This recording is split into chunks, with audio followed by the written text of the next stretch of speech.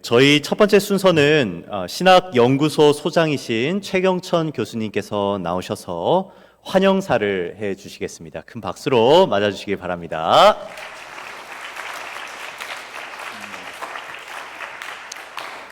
자, 우리 신학도 여러분, 또 신학대학원 우리 모든 학생 여러분, 신대원 학생들 감사드리고, 오늘 특별한 우리 학술대회에 오신 여러분들 환영을 합니다. 우리 1년에 2번 중계추계로 신학연구소 학술대회를 진행하는데, 오늘 주제는 아마 우리 모두가 다 가까이에서 사용하고 있으면서 또 고민하고 있는 주제를 공부하는 시간이 될 것 같습니다. 오늘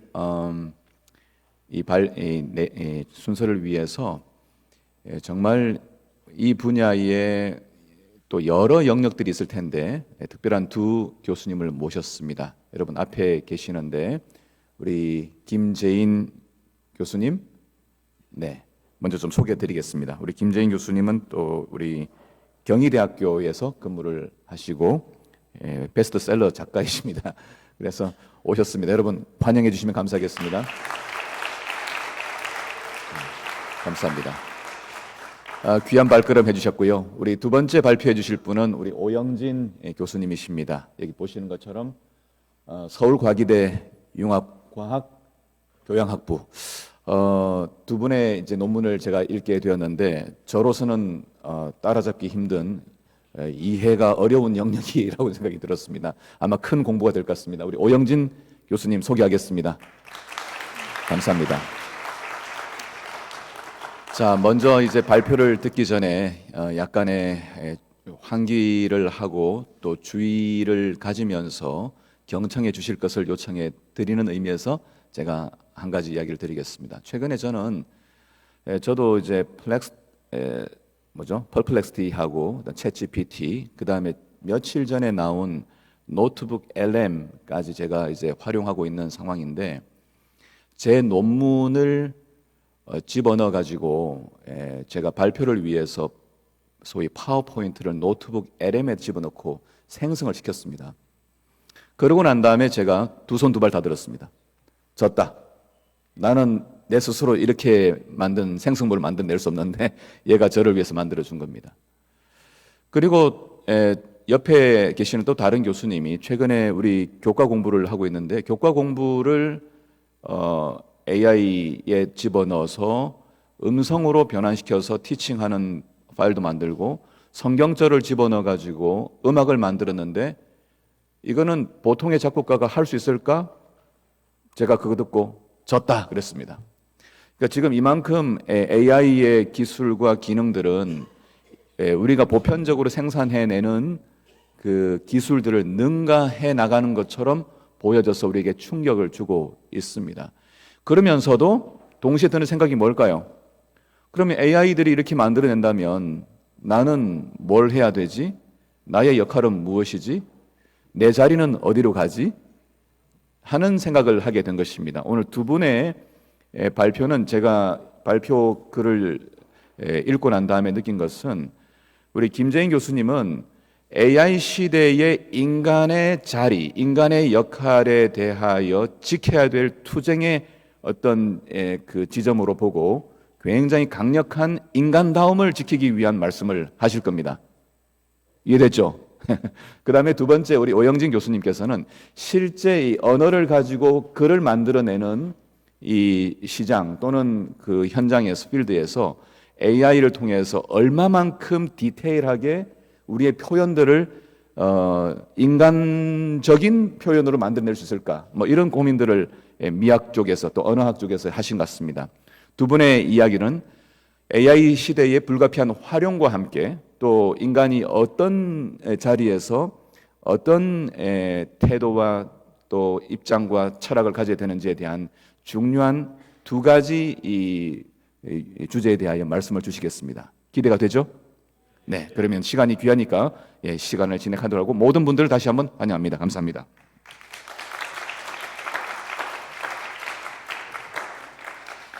네, 그러면은 저희들 시간을 아끼기 위해서 바로 발표를 한번 들어보도록 하겠습니다. 첫 번째 발표는 김재인 교수님께서 AI에게 생각을 내맡기면 인간은 퇴보하리라고 하는 아주 강력한 제목으로 저희들에게 발표해 주시겠습니다.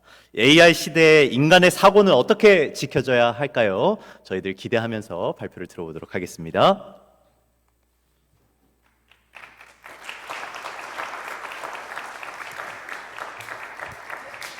네, 안녕하세요. 네, 방금 소개받은 김재인입니다. 여기 이렇게 학생들 많이 올 줄 몰랐어요. 보통 학술대 하면 박사들, 교수들, 대학원생들 그 정도 선에서 함께 하는데 지금 약간 당황했습니다. 어쨌건 반갑고요. 제가 상당히 그 AI에 대해서 비판적인 입장을 오늘 말씀드릴 텐데, 그렇다고 해서 제가 기술을 부정하거나 좋아하지 않거나 그런 건 아닙니다. 저도 AI 많이 쓰고 있고요. 오히려 너무 많이 얘가 도와주기 때문에 피곤해요. 일이 늘어났어요. 옛날에 좀만 됐는데 해주니까 계속 하게 되더라고요. 몸이 상하고 이런 단점이 있는데 그런 건 그런 거고, 전반적으로 우리 풍토가 지금 AI에 굉장히 휩쓸려 가는 그런 이제 상황이라고 생각이 돼서, 그런 부분은 좀 우리가 유의해야겠다, 이제 그런 생각을 하고 있습니다. 오늘 좀 강하게 제목을 잡아봤는데요. 제가 최근에 많이 주장하는 그런 내용입니다. 오늘 근데 다른 데서 발표하지 않은 내용을 굉장히 많이 처음으로 이제 여러분들에게 이야기하게 될 것 같고요.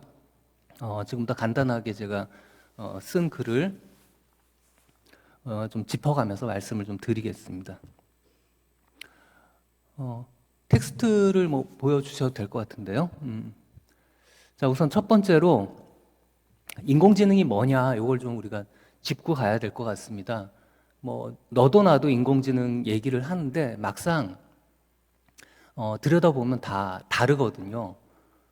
그런 점에서 우리가 좀 이야기를 할 때 유념해야겠다. 지금은 다 챗GPT나 그 유사한 것들을 보통 이제 언어 모델이라고 하죠. 이야기하는데 사실은 굉장히 폭넓다. 가령 9년 전에는 AI 그럼 다 알파고를 떠올렸습니다. 근데 지금은 아니죠. 그럼 알파고와 이 챗GPT의 공통점이 뭐냐? 이런 걸 우리가 이제 한번 물어볼 수가 있다는 겁니다. 근데 막상 따져보면 그렇게 이렇게 눈에 띄는 공통점을 찾기는 어려워요. 물론 이제 가장 기반에 머신러닝이라든지 이런 기법을 동원한다라고 하지만 그건 너무 막연하고요. 굉장히 다양한 형태의 AI가 있다라는 걸 좀 염두에 두고 구체적으로 얘기를 할 필요가 있다 하는 얘기를 좀 처음에 드리고 싶습니다. 그러니까 어떤 인공지능이냐를 우리가 이제 분명히 하고 논의를 해야겠다 하는 거죠. 근데 이제 오늘 제가 드리는 말씀에서는 챗GPT와 어떤 사촌들이라고 할 수 있는 언어 모델 생성 인공지능이 가장 많이 논의되고 있기 때문에 이제 거기에 좀 집중해가지고 이야기를 드리겠다, 이제 그렇게 말씀을 드리겠습니다. 우선 첫 번째로 가장 지적해야 할 문제는 이제 언어 모델 인공지능이 이제 환각이라는 아주 큰 난점을 갖고 있다 하는 점을 먼저 좀 봐야 되겠습니다. 심지어 이 아무 말이나 내뱉는 그런 상황에 대해서 어떤 학자들은 이제 헛소리 이런 표현을 쓰기도 합니다. 좀 번역을 순화해서 한 건데 영어로 bullshit이라고 합니다. bullshit. 그러니까 거의 욕설이죠. 개소리 더 이제 심한 번역은 생략하겠습니다. 이런 상황까지 나오게 된 이유가 뭐냐? 이게 설계 결함이라는 거예요, 한마디로. 그러니까 얘는 말을 만들어내는, 문장을 지어내는 그런 활동은 굉장히 잘하는데 그 문장의 진실성 이거를 담보할 수가 없다라는 거죠. 그래서 필연적이다라는 얘기를 하고 있습니다. 그러니까 반드시 언어 모델 인공지능이 한 얘기에는 반드시 오류가 포함된다. 적어도 10% 정도는 일관되게 섞여 있다라는 거고요. 그래서 연구들이 많이 이루어졌습니다. 이 환각에 대한 연구, 예를 들면 뭐 없는 일을 지어낸다는 거, 아니면 기묘하게 뭐 가령 연도를 틀린다든지, 아니면 여기 있는 얘기를 저기다 갖다 끼워 넣는다든지 그런 일들 아마 여러분도 많이 경험했을 것 같아요.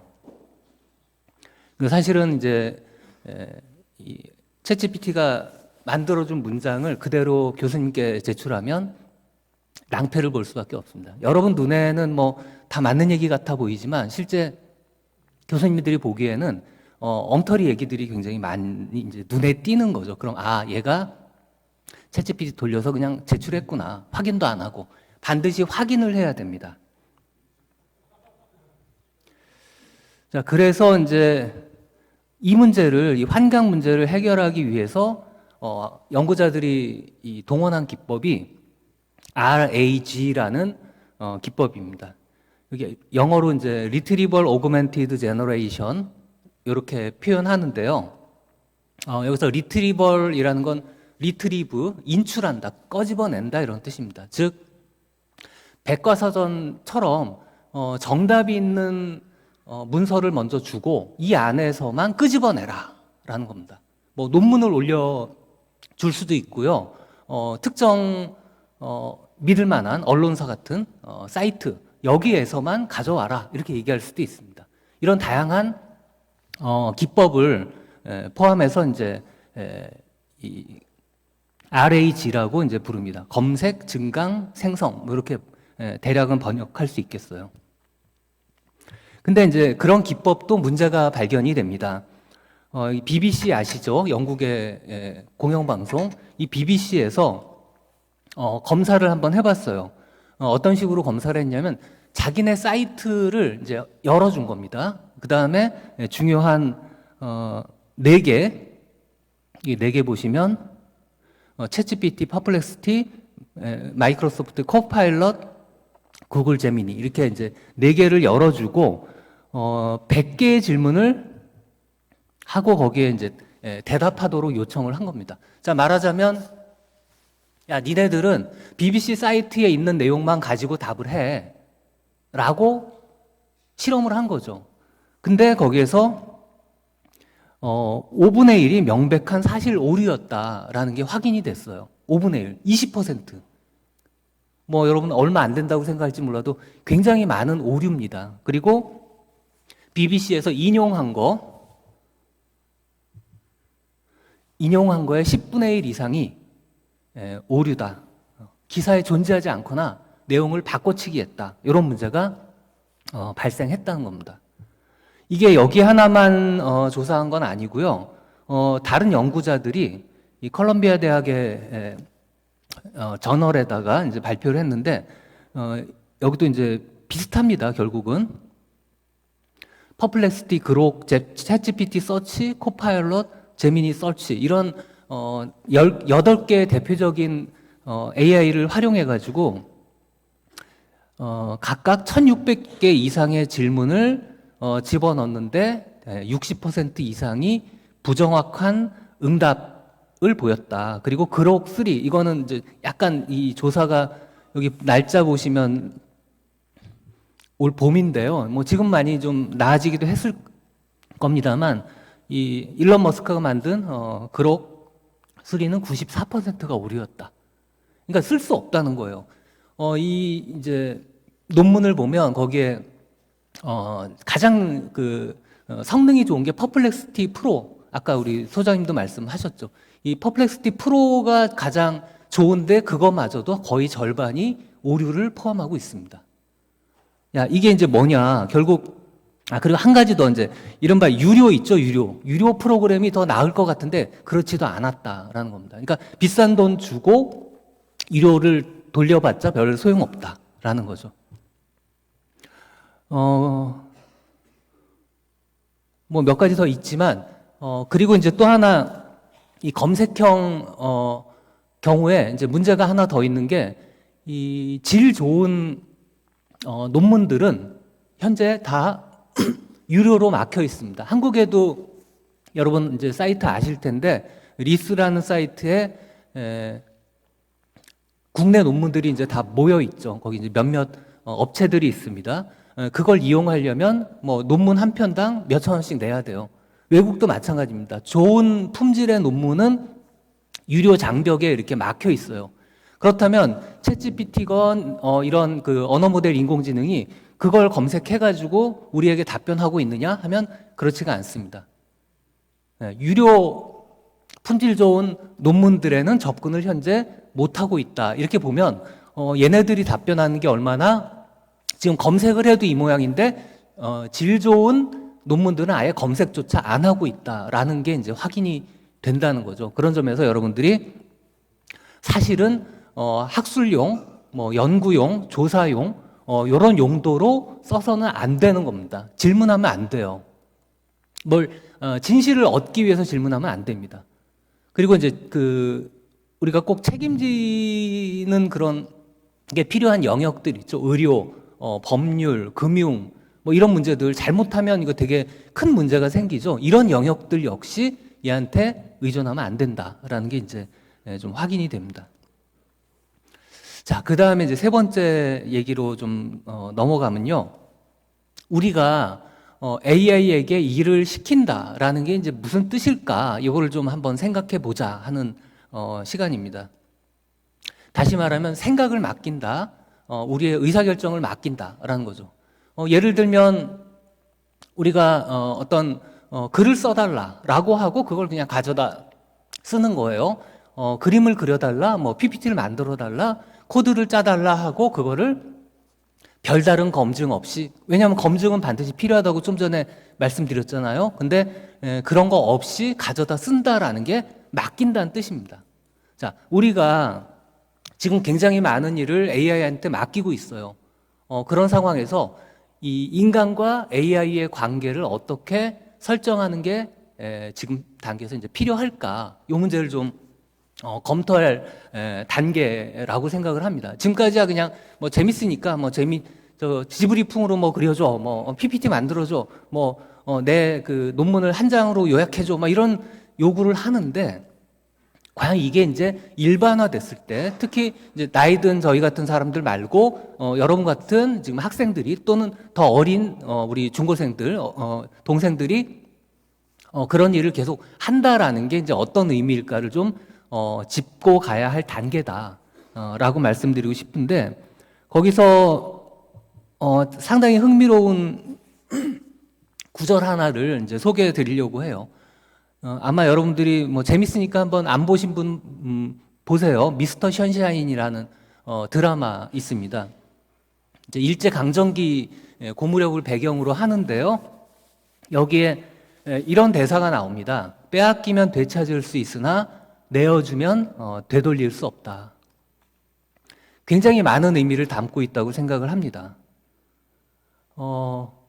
우리가 빼앗긴다는 건 보통 힘이 없을 때 빼앗깁니다. 하지만 힘이 생기면 다시 되찾을 수도 있는 거예요. 왜냐하면 아직 의지가 남아 있으니까. 하지만 내어주면 이건 이제 자발적으로 포기하는 거예요. 나의 권리 이런 것들을. 그러면 이젠 끝장인 거죠. 바로 우리가 AI에게, 기계에게 이런 식으로 내어주는 상황은 아닌가, 이걸 이제 생각해 보자는 겁니다. 물론 우리는 그동안도 누군가에게 또는 기계에게 뭔가 일을 맡기곤 했어요. 다만 이 맡기는 내가 어떤 관리를 하는, 검증도 하고 확인도 하는 그런 방식으로 맡겨왔습니다. 예를 들면 사람에게 맡기는 경우가 있어요.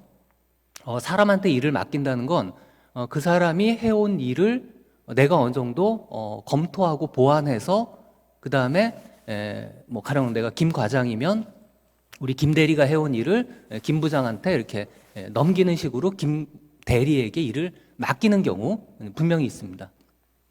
이 경우에는 어떻게 품질 관리를 하느냐? 한마디로 이 사람이 해올 법한 어떤 수준, 눈높이라는 게 있어요. 우리가 기대하는 평균치가 있습니다.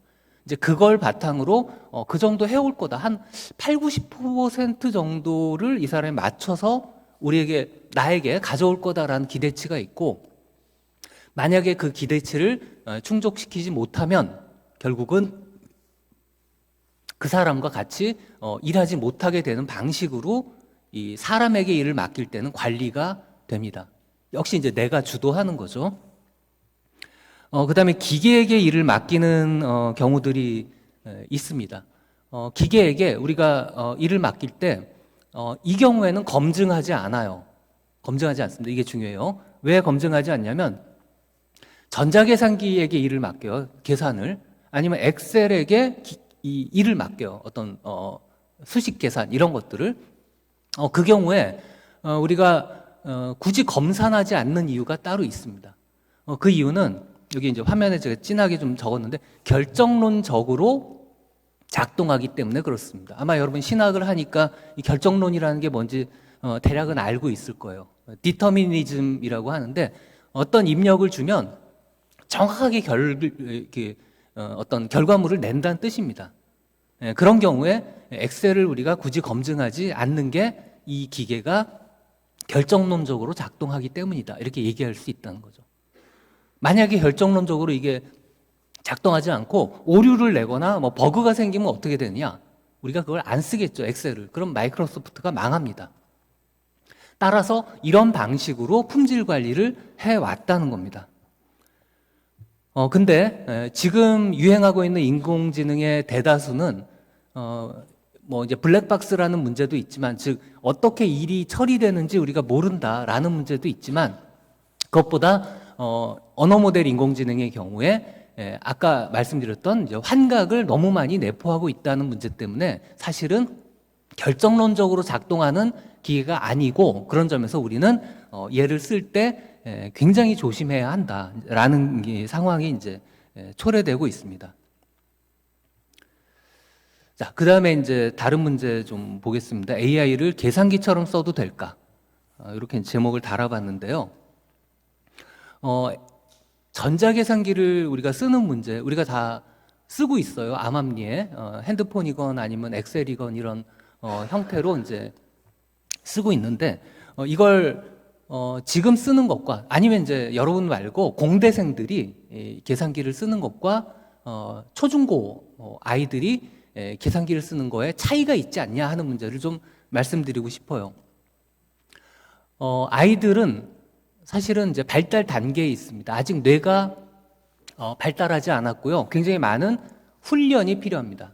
인지적인 훈련, 논리적인, 수리적인, 언어적인 훈련들이 굉장히 많이 필요한 단계입니다. 그게 이제 성인이 되면 어느 정도 그 훈련이 완성됐다고 우리가 간주하죠. 계산기의 경우에는 이제 논리적인, 수리적인 훈련이라고 할 수 있습니다. 우리가 수학을 문제를 풀고 계산을 하는 이유는 다른 게 아니라 수리적인 훈련을 하기 위해서 그래요. 여러분들은 정답을 찾기 위해서 수학 문제를 푼다 이렇게 생각하겠죠. 왜냐하면 뭐 그런 식으로 우리가 배웠으니까. 그러나 본질은 수리적인 훈련을 하는 겁니다. 그러면 동시에 집중력도 길러요. 왜냐하면 이 문제 하나를 풀기 위해서 틀리지 않으려고 엄청 몰두하죠. 이런 과정들이 사실은 여러분들의 뇌를 발달시키는 겁니다. 자, 전자계산기를 그렇게 뇌 훈련이 충분히 된 다음에 쓰면 그나마 뭐 괜찮아요. 왜냐하면 그 나이쯤 되면 공대생 예를 들면 그 나이쯤 되면 할 일이 따로 있어요. 더 어려운 문제에 집중해야 되기 때문에 계산 같은 상대적으로 좀 쉬운 문제는 기계에게 맡겨도 괜찮다는 겁니다. 다른 일을 하면 되니까요. 근데 초중고생은 어떠냐? 얘네들은 훈련 자체가 필요하기 때문에 사실은 계산기를 쓰지 않게끔 하는 게 더 교육적으로 의미가 있습니다. 그리고 이제 나중에 쓰면 되겠죠. 자, 그럼 AI는 어떨까요? AI의 경우에 우리가 특히 이제 어린 나이일수록 여기에게 맡기면 자기 훈련이 안 됩니다. 뒤에 이제 자료를 좀 많이 보여드릴 거예요. 교육적인 그 영역에서 연구된 자료들을 보여드릴 텐데 학생 시절, 그건 대학생도 사실은 포함이 됩니다. 여러분 나이도 AI를 쓰게 되면 일단 뇌 활동이 멈춰요. 그리고 우리는 동물이기 때문에 안 쓰면 퇴보합니다. 잘하던 것도 못하게 돼요. 이런 걸 약간 전문 용어로 디스킬링이라고 이제 부릅니다. 스킬이란 말 알죠? 뭘 할 줄 아는 재주, 기술, 솜씨 이런 거예요. D라는 게 이제 이게 박탈된다는 얘기입니다. 디스킬링. 우리말로 탈숙련화 이렇게 번역을 해요. 그러니까 할 줄 알던 것도 자꾸 맡기면 이제는 못하게 된다 이런 뜻입니다. 아마 여기 계신 교수님들 젊으셨을 때 한자 많이 쓰셨을 거예요. 근데 지금 써보라고 그러면 아마 거의 못 쓰실 것 같아요. 이유는 뭐냐면 너무 단순해요. 저도 그런데 제가 어렸을 때는 한자, 한문 이런 것들을 꽤 배웠거든요. 그래서 이제 쓸 수도 있었어요. 근데 지금은 한 3, 40년 거의 돼가요. 이 워드 프로세서가 나오면서 한자를 그냥 바꿔치기 해요. 한자 변환. 그럼 이제 그걸 이렇게 골라내는 거죠. 그 정도까지 됐어요. 근데 문제는 시간이 더 지나다 보니까 그것도 잘 안 돼요. 이제 이 글자였나 이 글자였나. 그래서 이제 이 한자 사전을 찾아서 확인해야지 결국 이 변환을 하는 2단계까지 왔어요. 그걸 보면서 한편으로는 참 기분이 묘해요. 예. 다 할 줄 알았는데 지금 못한다.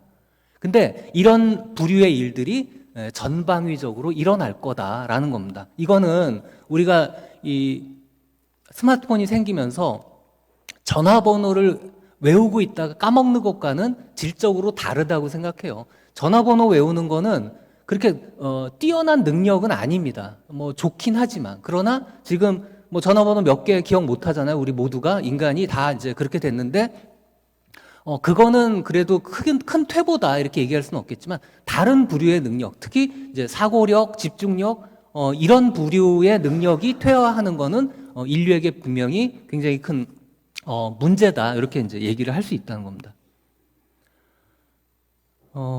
그래서 이제 몇몇 연구들이 있고요. 그런 연구들을 약간만 소개해 드릴게요. 여기 이제 이 연구에서는 인지적인 짐 덜기라는 번역을 그렇게 해봤습니다. 그러니까 커그니티브 오프로딩, 오프로딩, 짐을 더는 거예요. 어떤 식으로 더는 거냐? 내가 굳이 생각하지 않고 기계한테 맡기는 거예요. 이런 식으로 했더니 어떤 일이 벌어졌느냐? 이건 이제 구절을 한번 볼게요. 기억 유지, 의사결정, 정보 검색과 같은 인지 작업을 외부 도구에 위임하는 거. 그랬더니 흥미로운 게 이제 여러분 또 나이 언저리입니다. 비교적 젊은 친구들이 이 기계 많이 활용하죠. AI 같은 거. 그럴수록 비판적 사고력이 낮아진다라는 겁니다. 그리고 상대적으로 이제 이 기계를 잘 사용하지 못하는 약간 고연령층 경우에는 비판적 사고력이 여전히 유지되더라라는 게 이제 확인이 됐습니다. 그만큼 내가 생각해서 뭔가 해야 할 일을 맡길 때 나의 사고력, 특히 이 경우에는 이제 비판적 사고력이 떨어진다라는 문제가 확인됐고요. 자, 그 다음에 이 경우에는 이제 고등학생들한테 챗GPT형 튜터를 붙여준 겁니다. 그냥 얘는 뭐냐면 물으면 답변해 주는 거예요. 이런 걸 하나 이제 주고요. 그 다음에 아무것도 안 준 그냥 뭔가 비교를 해야 되니까 이제 그런 집단이 하나 있고요. 또 하나는 챗GPT를 변형시켜서 학생들에게 약간 바로 답을 알려주지 않고 요령을 알려주는 뭐 그런 식으로 이제 설계를 했습니다. 그러니까 세 그룹으로 나눈 거예요. 그 결과를 보니까 당장 그 수업 시간에 연습 문제 풀고 하는 거는 모두가 향상됩니다. 기존 집단보다. 챗GPT를 쓴 거건 아니면 약간 변형해서 쓴 거건 간에 애들이 이 실력이 좋아져요. 실력이 좋아진 이유는 그거겠죠. 애가 이제 답을 문제 풀어가지고 그냥 바로 알려주니까 점수가 높게 나오는 거예요. 연습 문제 풀 때. 그러니까 실력이 좋아지는데 나중에 이제 따로 시험을 본 겁니다. 얘 없이. 자, 그랬더니 오히려 성적이 떨어지더라라는 결과가 나왔다는 거예요. 챗GPT로 바로 답변해주는 애를 썼을 경우에는 성적이 확 떨어지고, 그나마 조금 요령을 알려준 경우에는 그냥 공부한 애들하고 비슷하게 나왔다. 이런 결과가 이제 있습니다. 이게 함의하는 바는 분명하죠. 그러니까 정답을 알려준 대로 받아먹기만 하면 나의 생각 능력, 문제 해결 능력은 떨어지더라라는 겁니다. 시간상 조금 이제 다음 단계로 넘어갈게요. 연구 결과 중에. 그럼 과연 이제 제가 그 제목에 단 것처럼 AI로 인해 인간이 퇴보할 거냐, 이 문제를 지금 심각하게 생각해야 하는 상황이 되었다. 왜냐하면 지금까지 이제 소개해드린 것처럼 AI에게 그냥 맡기는 일이 너무 흔하게 벌어지고 있기 때문에. 자, 그래서 이제 이 결과가 상당히 재밌습니다. MIT 대학에서 그 연구에서 여름에 발표한 건데요. 이 경우에는 그 대학생들이라고 그래요. 54명에게 이제 세 그룹으로 나눈 다음에 얘네들한테 에세이를 쓰게 했어요. 첫 번째 그룹은 챗GPT를 쓰게 했고요. 둘째 그룹은 그냥 인터넷 검색만 했습니다. 세 번째 그룹은 아무것도 없이 그냥 써라라고 한 거예요. 그랬더니 이 챗GPT 사용자 그룹에서 일관되게 여기 보면 신경적, 언어적, 행동적 차원에서 낮은 성과가 나왔더라라는 얘기입니다. 여러분도 이제 해보면 알 거예요. 딱 질문한 다음에 복사해가지고 붙여넣기 하는 그 일만 하는 거예요. 그러니까 나중에는 얘네들이 지루해가지고 그것도 귀찮아 하더래요. 네. 그럴 거예요, 아마.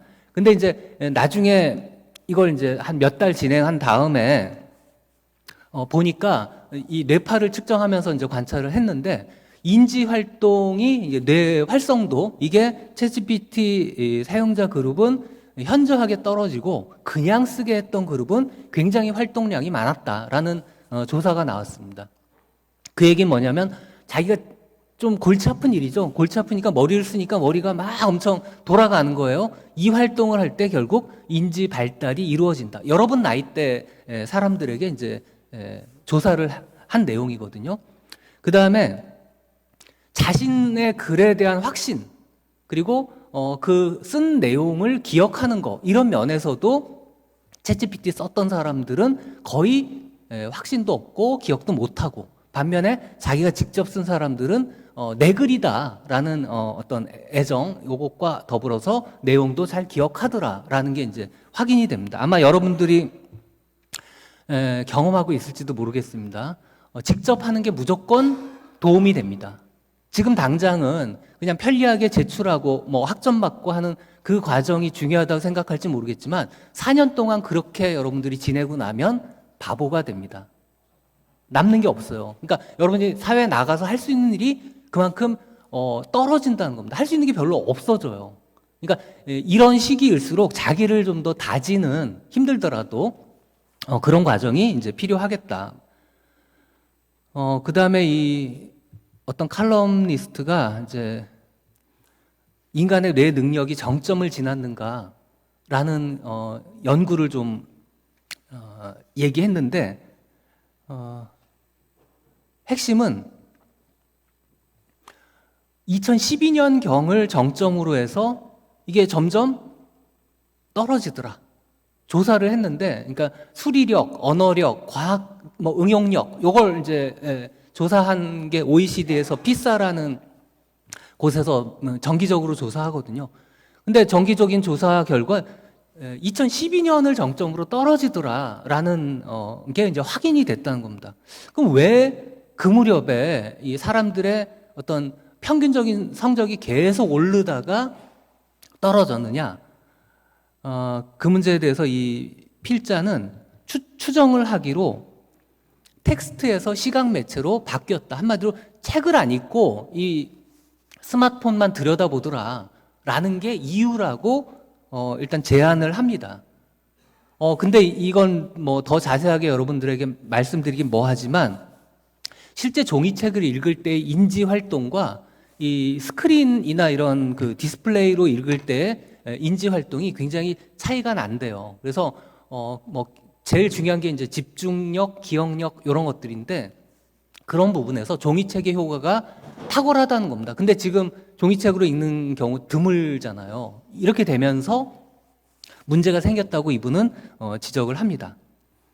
자, 근데 이게 거기에만 해당하는 게 아니라 AI를 우리가 이제 그 지금 등장한 지 한 여기 2012년이라고 했는데 22년 말에 이제 챗GPT가 처음 우리에게 알려졌고 그러면서 이제 어떤 일이 벌어졌겠냐를 조금 추정을 해보면 앞에 제가 소개한 연구 결과들처럼 더 문제가 커졌다라는 걸 우리가 예측해 볼 수가 있습니다.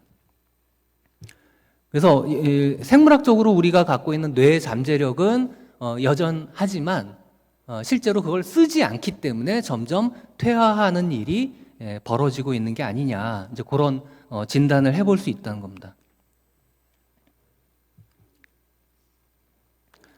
자, 그 다음에 이제 또 하나 흥미로운 기사인데요.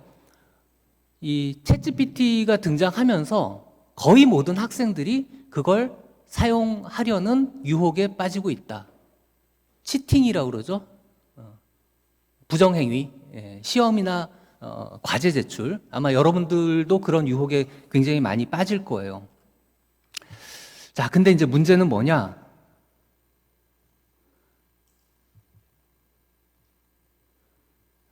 우리가 대학에서 배우는 게 과연 뭐냐예요. 그냥 겉보기에 좋은 품질의 레포트를 만들어내는 게 우리가 대학에서 배우는 일이냐, 본질이냐, 그게. 아니면 이 글의 저자가 얘기한 인용문을 보면 무엇보다 빈 페이지에 거의 일관성 있는 몇 페이지를 만들어내는 작업 자체가 유의미하냐. 백지에 우리가 뭔가를 채워 넣는 그 한마디로 머리를 짜내는 거잖아요. 그 과정이 중요하냐. 이걸 묻는 거예요.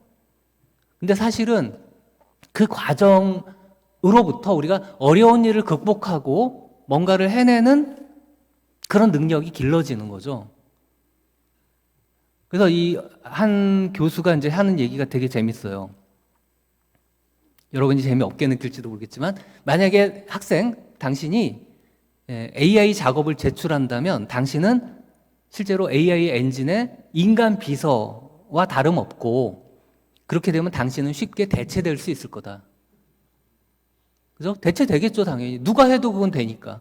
초딩들이 해도 될 겁니다. 왜 누군가 당신을 계속 곁에 두고 싶겠는가?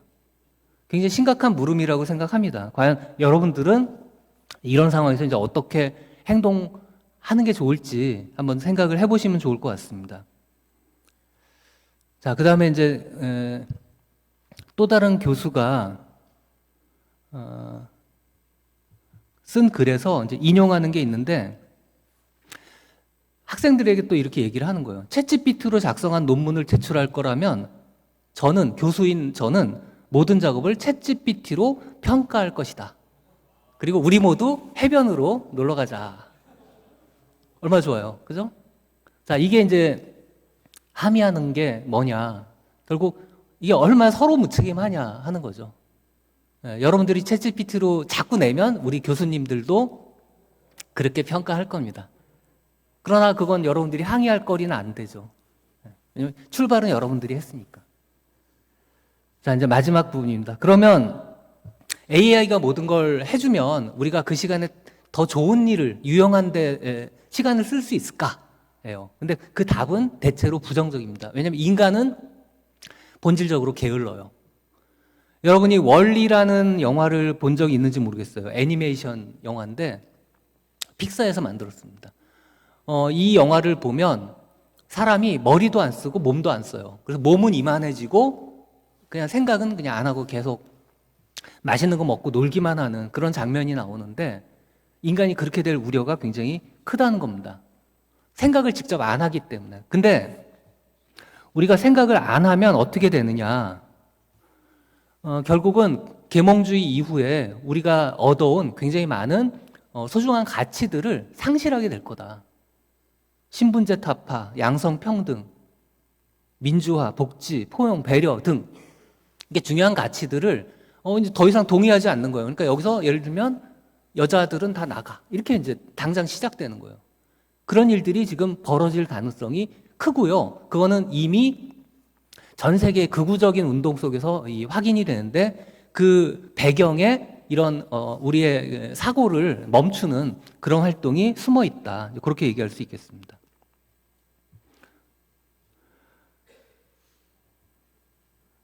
그리고 이제 이런 내용도 되게 심각한데요. 인도 출신과 이제 미국 출신 두 부류로 나눠가지고 AI 글쓰기를 시켰어요. 그러면서 이제 제안을 AI가 해주는 거예요. 그랬더니 글의 평균적인 내용이 서양 스타일로 이게 동질화되고 어떤 문화적인 뉘앙스들이 다 사라졌더라. 라는 결과가 나옵니다. 그러니까 그냥 흔히 인도 사람들한테 이제 좋아하는 음식이 뭐냐 했더니 그냥 피자요, 뭐 치킨이요, 햄버거 이렇게 여러분들이 좋아하는 그런 식으로 이제 가는 거예요. 특색 있는 음식들이 더 이상 글 속에 등장하지 않는 쪽으로 가더라. 그러니까 사람들의 사고가 획일화되는 거죠. 이런 식으로 이제 여러 가지 우리의 생각 내용이 저하되는, 품질 저하되는 그런 경향도 있고요. 또 하나는 AI가 이제 데이터에서 편향을 좀 더 확 증폭하는 그런 경향을 갖고 있는데, 근데 우리는 AI가 뭔가 일관되고 체계적인 그런 답변을 주니까 거기에 대해서 굉장히 신뢰하는 경향을 보인다는 거예요. 그래서 AI가 편향을 주고 우리가 신뢰하고 편향을 주고 신뢰하고가 되풀이 되면서 편향이 더 커지더라. 인간과 이렇게 교류하면서 이제 그런 결과가 이제 또 확인이 됐습니다. 그래서 이제 우려되는 게 뭐냐? 결국 AI와 인간이 있을 때 AI가 평균적인 인간보다 일을 어느 정도 해주고 그리고 값도 싸고 그렇기 때문에 더 이상 인간에게 일을 맡기지 않는 이런 일이 현실화되고 그럼으로써 SF에 나오는 뭐 초지능이 인간을 정복하는 그런 방식이 아니라 인간 스스로가 이렇게 인간을 믿지 않고 AI에게 내맡기는 그런 방향으로 흘러감으로써 결국은 인간이 쓸모없게 되리라라는 이제 전망이 나오고 있습니다. 그래서 이제 거의 이제 끝나가는데요. AI의 특징을 한번 돌아보자는 겁니다. AI는 과거의 데이터의 패턴으로부터 답을 우리에게 알려줘요. 과거 데이터입니다. 그래서 예를 들어서 마차의 시대에 AI에게 뭔가 질문을 했을 경우 얘는 마력을 좀 더 잘 쓰는 법을 솔루션으로 우리에게 제안했을 거랍니다. 마력 알죠? 말의 힘. 그러나 인간은 그 당시에 증기기관을 발명했어요. 그런 일이 어떻게 일어나냐? AI는 과거에 집착하기 때문에 그렇습니다. 그러나 인간은 그렇지 않다는 거죠. 굉장히 인상적인 구절이 있어서 여러분들 해당되니까 이제 소개하자면 이 방식밖에 없다는 겁니다. 오랜 세월 동안 젊은이들은 부모와 교사에게 반항하고 낡고 간습적이고 예측 가능한 것에 반발하며 독창적이고 새로운 것뿐 아니라 아직은 상상만 할 수 있는 것을 받아들여 왔다. 이렇게 얘기를 합니다. 아직은 상상만 할 수 있는 것을 받아들여 왔습니다. 그런 점에서 젊은이야말로 어떤 인간의 특성을 대표하는데 바로 저항하고 반항하고 경노하고 그런 것들이에요. 근데 그런 것들이 오히려 더 소중하다는 겁니다. AI가 우리에게 준 거를 그냥 받아들이는 그 방식이 아닌 다른 방식. 2000년 전에도 요즘 것들 버릇없다 이런 얘기가 있었어요. 그건 문헌으로 확인이 됩니다. 피라미드는 확인이 안 됐고요. 로마 시대 문헌에 나와 있습니다. 항상 이 기성세대는 젊은 세대에게 너네들이 뭔가 문제 있어 이렇게 얘기하지만 그건 2000년 전부터 있었다는 일이에요. 그리고 가만히 돌아보면 우리가 살았던 제가 여러분 나이였던 그 시절에도 마찬가지였습니다. 부모님 말 뭐 제대로 듣지 않아요. 그냥 하고 싶은 거 했습니다. 여러분도 그게 필요해요. 뭔가 자신이 하고 싶은 걸 하는데 이 관계를 기계에 대항해서 여러분들이 할 일을 하자. 뭔가 일탈하고 도전하는 거 나쁜 게 아니다. 그런 말씀 드리면서 이야기 마치도록 하겠습니다. 고맙습니다.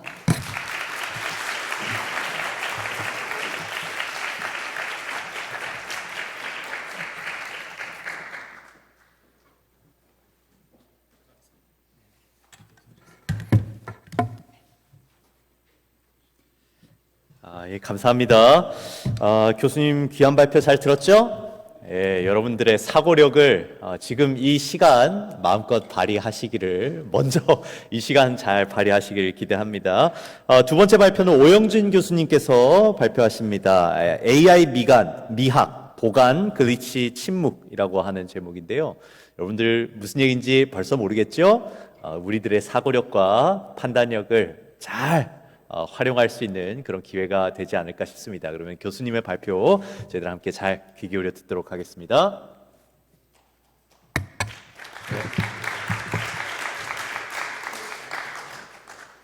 네, 반갑습니다. 제가 좀 전에 김재인 교수님 사진을 인스타그램에 올렸더니 저기 멀리서 이지용 교수가 지금 뭐 저거 하시냐고 설교하시냐고 네, 그렇게 얘기하더라고요. 네, 아무튼 되게 좀 저로서는 상당히 낯선 곳에서 이렇게 말을 하게 돼서 재밌어요. 굉장히 흥분되기도 하고. 네. 아무튼 앞서 그 선생님께서 말씀해주신 그런 AI와 인간의 관계 그리고 인간의 어떤 힘에 대한 어떤 능력에 대한 강조 저는 상당히 동의하고요. 많이 영향 받았어요, 사실은. 왜냐하면 저도 지난 3년 동안 AI와 관련된 여러 작업들을 많이 했는데 뭐 입장을 이렇게 AI를 최대한 사용하자, 뭐 AI에 대해서 경계를 해야 된다, AI를 넘어가야 된다, 이런 여러 입장들이 계속해서 움직이는 상황이거든요. 그래서 오늘은 제가 지난 3년 동안 생각했던 것들을 조금 정리하는 그런 자리로 제가 삼아 보겠습니다.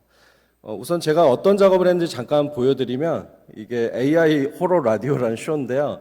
제가 2022년 5월 달에 처음 이 쇼를 만들었어요. 그러니까 아직은 챗 GPT가 등장하기 전이었는데 GPT-3 모델에 대해서 좀 공부를 했었어요. 주변 사람들하고. 근데 저는 원래 문과입니다. 원래 현대문학을 했는데 주변에 이제 프로그래머도 많고 아티스트도 좀 꽤 있어서 좀 영향을 많이 받습니다, 제가. 그래서 같이 이제 GPT-3 모델을 공부를 하다가 그러면 이런 새로운 기술, 이게 특히나 이제 뭐예요? 인간의 자연어를 이해하고 있는 기계잖아요. 이걸 이용해서 좀 재미난 일을 좀 해보자라고 이제 약간 귀합해서 그때 제가 냈던 아이디어가 AI를 가운데다 두고 괴담을 만들어 가지고 같이 낭독하고 즐기는 그런 쇼를 만들자.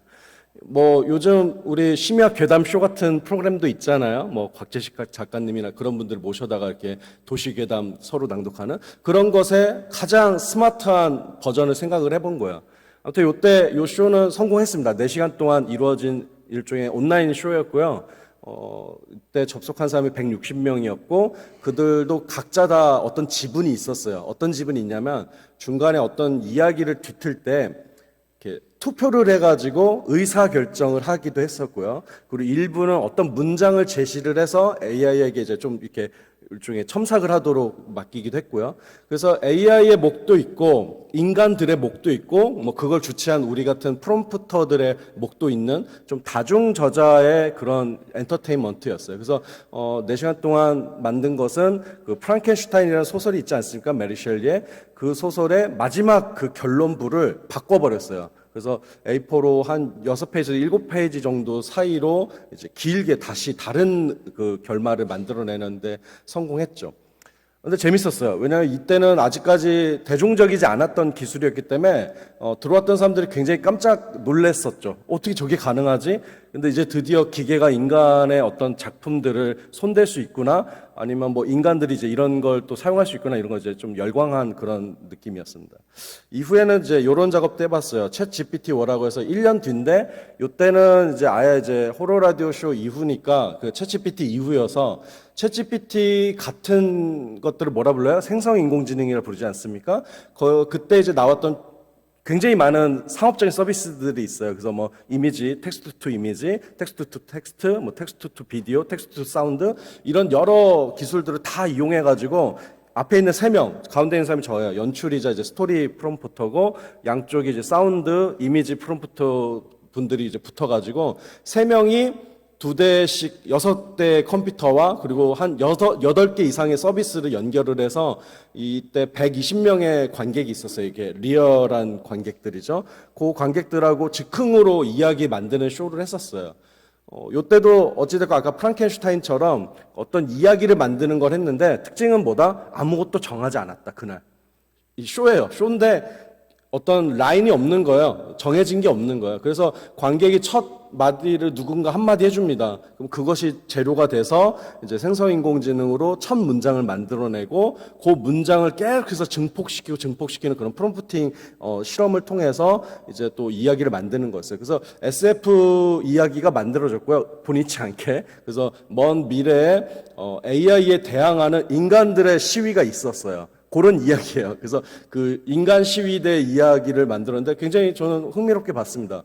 근데 이제 다시는 이거 안 하죠. 저는 이런 스타일의 공연 다시는 안 한다. 왜 안 하냐면 너무너무 힘들고, 표현하자면 여러분이 이제 연출자인데요. 감독인데 배우를 트레이닝 시켰는데 매번 다르게 애드립을 하는 거예요.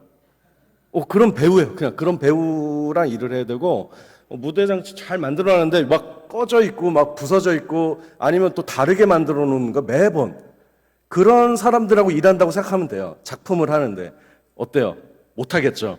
진짜 못해 먹겠다라는 느낌이 나는 정도로 이 순간에 너무나도 변칙적이고 우발적이어서, 사실은 고스란히 그걸 누가 스트레스를 받냐? 제가 다 안아가지고 가는 거예요. 프롬프터인 제가 제 머릿속에서 다 조절을 해나가면서 이제 관객과 기계의 그 발칙하고 변칙적인 그런 지점들을 조정하느라고 너무너무 골치 아파서, 그때 애플워치가 있었는데 누가 저한테 자꾸 전화를 하는 거예요. 제가 공연을 하고 있는데 보니까 심박수가 40분 동안 계속 올라가가지고 계속 빨간색이, 그러니까 그 정도로 흥분돼 있고 너무너무 스트레스 받는 상황이었다는 거죠. 그래서 왜 세계적으로 생성인공지능으로 라이브 쇼를 안 하는지 알겠어요. 네, 알겠고, 아직까지도 안 하는 이유는 거기에 있습니다. 그러니까 여기에는 뭐 나름의 스릴도 있죠. 지난 일이니까 제가 스릴이 있다고 생각하지만, 한편으로는 이 변칙적인 기술을 즉각적으로 뭔가 효용성 있는 뭔가로 바꾸기가 쉽지 않다라는 거죠. 그래서 아까 선생님 말씀하신 내용 중에 뭐가 있어요? 환각이라는 게 있잖아요. 얘가 이제 지멋대로 말하는 거. 그런 능력이 이제 제어되지 않기 때문에 올바른 혹은 건강한 이 예술의 동반자로 삼기는 조금 어렵지 않았나, 그런 생각도 잠깐 해봅니다. 아무튼 이후에는 이제 이런 작업도 해봤어요. 문장 바둑이라고 해서, 그러니까 저도 이제 이렇게 막 실망하면서도 뭐예요? 주구장창 하고 있는 거예요. 실망하면서도. 그래서 챗GPT가 한 줄 쓰고 제가 한 줄 써가지고 서로의 언어 프레임을 겨루는 그런 쇼도 하나 만들어 봤었고요. 그리고 그 다음에는 이제 이 사이버펑크 사가라는 작품을 만들었는데, 뒤에 나오나요? 아직 안 나오죠. 네. 사이버펑크 사가라는 프로그램은 뭐냐면, 그러니까 작품인데 미디어월을 엄청나게 뒤에 크게 제가 올려놓고 이제 관객들이 계속해서 이제 소설을 왔다 갔다 이렇게 쓰는 그런 프로그램이에요. 그러면 관객들이 지나가다 쓰는 거잖아요. 이제 기계의 도움을 받아서 서로. 그러면 그 전시 기간 내내 한 1000명 이상이 왔다 갔다 한단 말이에요. 근데 그 중에 한 400명 정도가 조금 써요, 열심히. 그러면 400명의 일종의 프롬프트가 들어간 거죠. 그리고 약간의 작동이 들어간 거죠, 인터랙션이. 그러면 그것들이 이제 조합이 돼서 이야기를 추출해내는 시스템이에요. 근데 물론 이 정도는 여러분도 생각할 수 있어요. 누구나 생각할 수 있는 아이디어예요. 근데 이제 제가 좀 냈던 묘안은 뭐냐면, 전날 사람들이 한 100명 정도 썼잖아요. 그거를 다시 머지를 해요. 다시 합쳐가지고 세계관으로 정리를 한 다음에 다시 기계가 먹도록 했어요. 그래서 전날 어떤 캐릭터를 내가 이제 만약에 총을 맞았다 이렇게 표현해가지고 정말 죽였어요. 없어져 버린 거예요, 이 세계에서. 그럼 다음날에 안 나와요. 안 나오고 철수는 어디 있나 이러면 어제 그런 사건 때문에 죽었다라고 서술이 돼요. 그러니까 뭐냐면 소설 공간인데 몇백 명이 계속 개작을 할 수가 있고 개작한 그것이 하나의 존중받는 세계관으로 계속해서 증축되는 스토리가 증축되는 그런 시스템이에요. 그러니까 이 경우는 환각 증세가 있어도 상관없죠. 이거는 뻥의 세계잖아요. 뻥 쳐도 되는 거잖아요. 픽션의 세계이기 때문에 오히려 훨씬 더 즐겁게 놀 수 있는 상황이고 동시에 우리가 소설책이란 건 보통 하나 한 권을 읽고 그냥 해석의 다양성 정도로 소설을 보는 거잖아요. 근데 여긴 뭐예요? 개작을 해버린단 말이죠. 아니면 새로운 인물을 추가해서 넣을 수도 있고 기존에 제가 잘 만들어 놓은 작가로서 그런 인물을 관객인 여러분이 죽이는 거예요. 내용으로서 계속해서. 그러면 다음날 나오지 않게 돼버리는 그런 약간 살아 움직이는 텍스트 공간 같은 거죠. 그래서 제가 이제 나름대로 그런 여러 작업들을 해본 거예요. 되게 곤란한 작업도 해보고 또 뭔가 재밌게 쓸 수 있는 방법도 고민해보고 있는 것이죠. 그래서 이제 뭐 그런 작업들을 해왔고 여기 인근에 있는 서울과기대에서는 계속 이제 인공지능 시대의 예술이란 수업을 지금 7학기째 하고 있고 제가 좀 빨리 만들었어요, 이 수업을 사실은. 좀 약간의 그런, 뭐랄까, 되게 중요한 기술이라고 생각이 들어가지고, 챗GPT가 나오기 전에 이제 개설을 했고, 계속해서 15주 동안 프롬프팅 아트만 가르쳐요. 프롬프트를 어떻게 할 것이고, 어떻게 이것을 사용해서 인간의 창의력을 높일 건가, 약간의 이제 그런 얘기를 굉장히 많이 강조하는 그런 수업을 합니다. 그리고 동시에 이제 요즘은 이 수업은 한 절반쯤은 이제 이 AI의 위험성이라든지 어떤 문제점들을 좀 지적하는 쪽으로 좀 바꿨어요, 요즘. 아무튼 그랬고요. 제가 간단하게 이 기술들의 뭐 원리를 좀 설명할 수 있는 뭐 그런 걸 좀 짜왔거든요. 일종의 이제 지금 보여드린 거 일종의 비유 같은 겁니다. 비유. 네. 그래서 단어는 우주를 부여하는 별입니다. 한번 비유입니다. 한번 눌러볼게요. 그럼 여기 누르면 뭐 너무 조금해서 안 보이는데 프린스, 네, 왕자가 있어요. 왕자, 그쵸? 왕자라는 그 단어가 있고 좌표값이 지금 적혀 있는 것 같아요. 근데 저 좌표값은 그냥 마음대로 한 거예요. 데코레이션입니다. 근데 이해를 돕기 위한. 근데 인근에 단어들이 있어요. 이 왕자랑 가까운 단어가 뭐가 있어요? 지금 보이가 하나 나왔어요. 보이가. 그럴 수밖에 없겠죠. 왕자의 성이 남성이기 때문에 보이가 있을 수 있고 뭐 킹도 있을 수 있어요. 그러니까 요 예시가 그런 거죠. 퀸도 좀 멀지만 있죠, 여기에. 왜냐하면 왕자를 낳은 건 퀸이니까요. 그러니까 언어들은 사실은 관계를 맺습니다, 여러분. 당연히 그러지 않겠습니까, 여러분? 그 사전을 보면 유의어, 반대어가 있듯이. 근데 그게 이제 단순한 유의어와 반대어는 좀 단순한 도식인 거죠, 생각해 보면은. 근데 예를 들어 보세요. 여기 프린스가 있어요. 보이가 한 요 정도 근처에 있단 말이에요. 그리고 퀸도 관련을 맺지만 사실은 킹보다는 조금 뒤에 있을 수도 있어요. 물론 엄마 아빠라서 가까울 수도 있지만 보이가 여기 있기 때문에 그럼 그래도 남자가 좀 더 가깝게 있겠죠, 킹이. 그런 얘기는 무슨 얘기냐? 언어나 혹은 이 단어들의 관계도 이 친근의 관계를 확률적으로 분석해낼 수 있다면 이 거리를 잴 수 있다는 뜻이에요. 그래서 이거를 이제 언어과학에서는 뭐라 부르냐면 분포가설이라 불러요. 분포가설이 뭐냐면 그냥 우리가 만들어낸 수많은 책들이 있잖아요. 문서들이 있잖아요. 거기에 보면 한 문장에 같이 등장하는 애들이 있어요. 문서들이, 단어들이. 걔네들은 어떨까요? 언제나 좀 비슷하거나 친한 애들이죠. 한국의 수도는 여러분 서울이죠. 한국의 수도는 서울이다라는 문장이 이 세상에 얼마나 많을까요? 어마무시하게 많을걸요? 곳곳에 공공문서, 광고문서, 뭐 사람들의 댓글에 한국의 서울은 부산이다라고 쓴 문장은 거의 없을 거예요. 그럼 그 얘기는 뭐예요? 한국, 서울, 뭐 수도 이 세 가지 단어는 같이 모여 있으면 점수가 아주 가까운, 그러니까 뭐 한 높은 친밀도를 가지고 있는 그런 단어들이라는 거예요. 근데 예를 들어 한국의 수도는 부산이다. 또 가끔 성립하거든요. 이때는 어떤 단어가 같이 개입되면 가능하죠? 네, 뭐 한국 전쟁, 6.25 이게 붙으면 아니면 제2의 그런 수식어가 붙으면 얘네들은 하나의 그 문장 안에 같이 나올 가능성이 높아요. 그러나 요 세 가지 단어가 개입을 해야지만 부산이 끼어들 수가 있게 되는 것이죠. 그래서 뭐냐면 일종의 집합론과 확률을 이용해서 언어의 관계들을 계산해 볼 수 있다는 얘기예요. 이론적으로. 근데 그걸 해낸 겁니다, 여러분. 그걸 해낸 게 지금 여러분이 사용하는 제미나이나 챗 GPT인 거예요. 근데 참 놀랍지 않습니까? 분포가설, 이거 되게 단순한 건데, 당연히 같은 말에서 자주 반복되면 같은 애들이고 점수화 시킬 수 있다. 이 논리인데, 이걸 가지고 어떻게 이렇게 주어 서술을 정확하게 맞고, 정말 복잡해 보이는 지식의 구조까지도 문장화할 수 있을까? 그러니까 놀라운 거죠. 그게 이제 기계학습의 놀라움이죠. 이게 우리가 연산할 수 없는, 인간이 연산할 수 없는 수준으로 반복 연산을 하고 또 체크 검증을 하면서 이제 스스로 이런 관계를 연결할 수 있는 순간까지 온 거거든요. 아무튼 원리적으로는 단순하지만 경이로운 부분이 있다. 그러나 이제 역시 다시 한번 주의를 드리자면 뭘까요? 결국 인간이 만든 언어의 세계 안에 종속되어 있긴 하는 거죠. 예를 들어 어떤 사람이 여기 프린스가 있어. 근데 아까 지금 킹보다 조금 뒤에 있잖아요. 이거 너무 마음에 안 든다고 생각할 수도 있어요. 어떻게 그래? 엄마를 뭘로 보길래 엄마가 왜 저 뒤로 가 있어? 앞으로 넣어라고 할 수도 있죠. 그러나 언어 모델의 세계에서는 불허입니다. 왜요? 인간이 지금까지 만들어낸 문서의 세계 평균값과 그 수치를 사용하는 거기 때문에 자기가 임의대로 그것을 수치 조정할 수 없다라는 겁니다.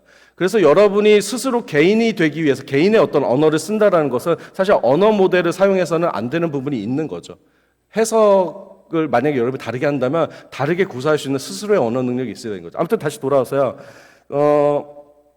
여기서 요것도 한번 실험해 볼까요? 그래서 이제 이런 것도 한번 해볼 수 있는데 그 언어를 연산 한번 해볼까요? 얘들 여기 아까 해봤던 그 실험인데 왕 있죠, 왕이 있고 여기 남자가 있습니다. 남자를 빼요. 왕에서 남자를 빼고 여자를 더하면 여기에 답이 뭘까요?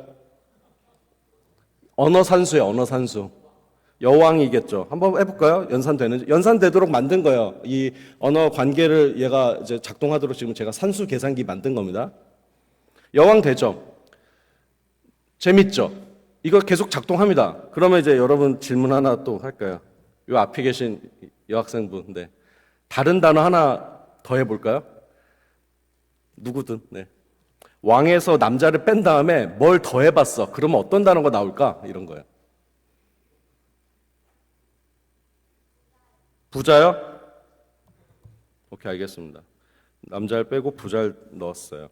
조금 걸릴 수도 있어요. 왜냐하면 또 평범치 않은 단어이기도 하고 우리도 모르겠잖아요. 뭐 저도 잘 모르겠거든요. 부자가 들어가면 뭐죠? 왕은 원래 부자인데 그래 여왕이 나온다.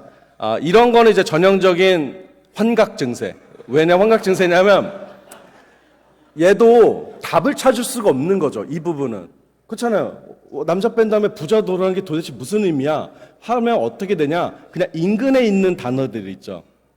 걔네들 그냥 갔다 오는 거예요. 그러니까 완전히 100%는 못 찾으니까 뭐 그럼 70% 여왕이 있으면 여왕도 데리고 와야 되겠다 이런 식으로 이제 판단하는 거죠. 조금 유의미한 다른 실험을 하나만 더 해볼게요. 여기에 내시를 넣습니다. 내시. 왕에서 남자를 빼고 더하기 내시면 어떤 단어가 들어가야 될까요? 혹시 이런 용어 아세요? 내시왕 뭐 이런 걸까요? 한번 보죠.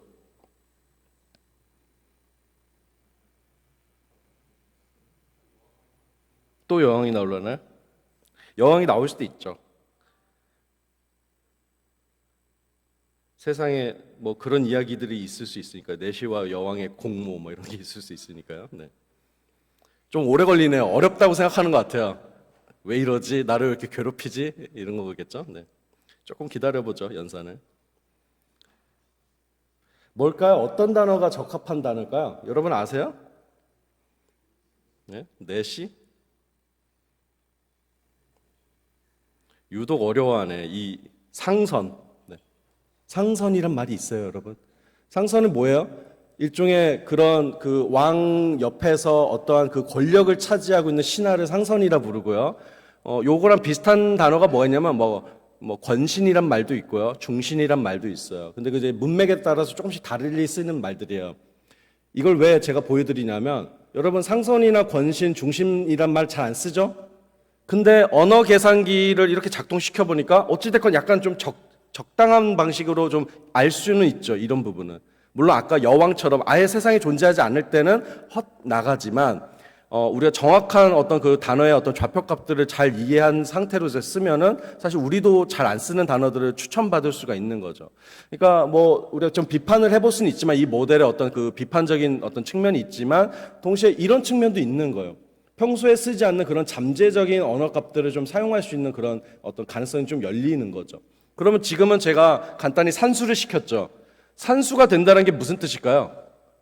곱셈, 나눗셈 가능하다는 얘기예요. 물론 나눗셈이 무슨 뜻인지는 모르겠어요. 인간적으로 저도 문학을 해봤지만 나눗셈이 무슨 뜻이야 언어에서? 그러나 기계는 할 수 있다라는 거야.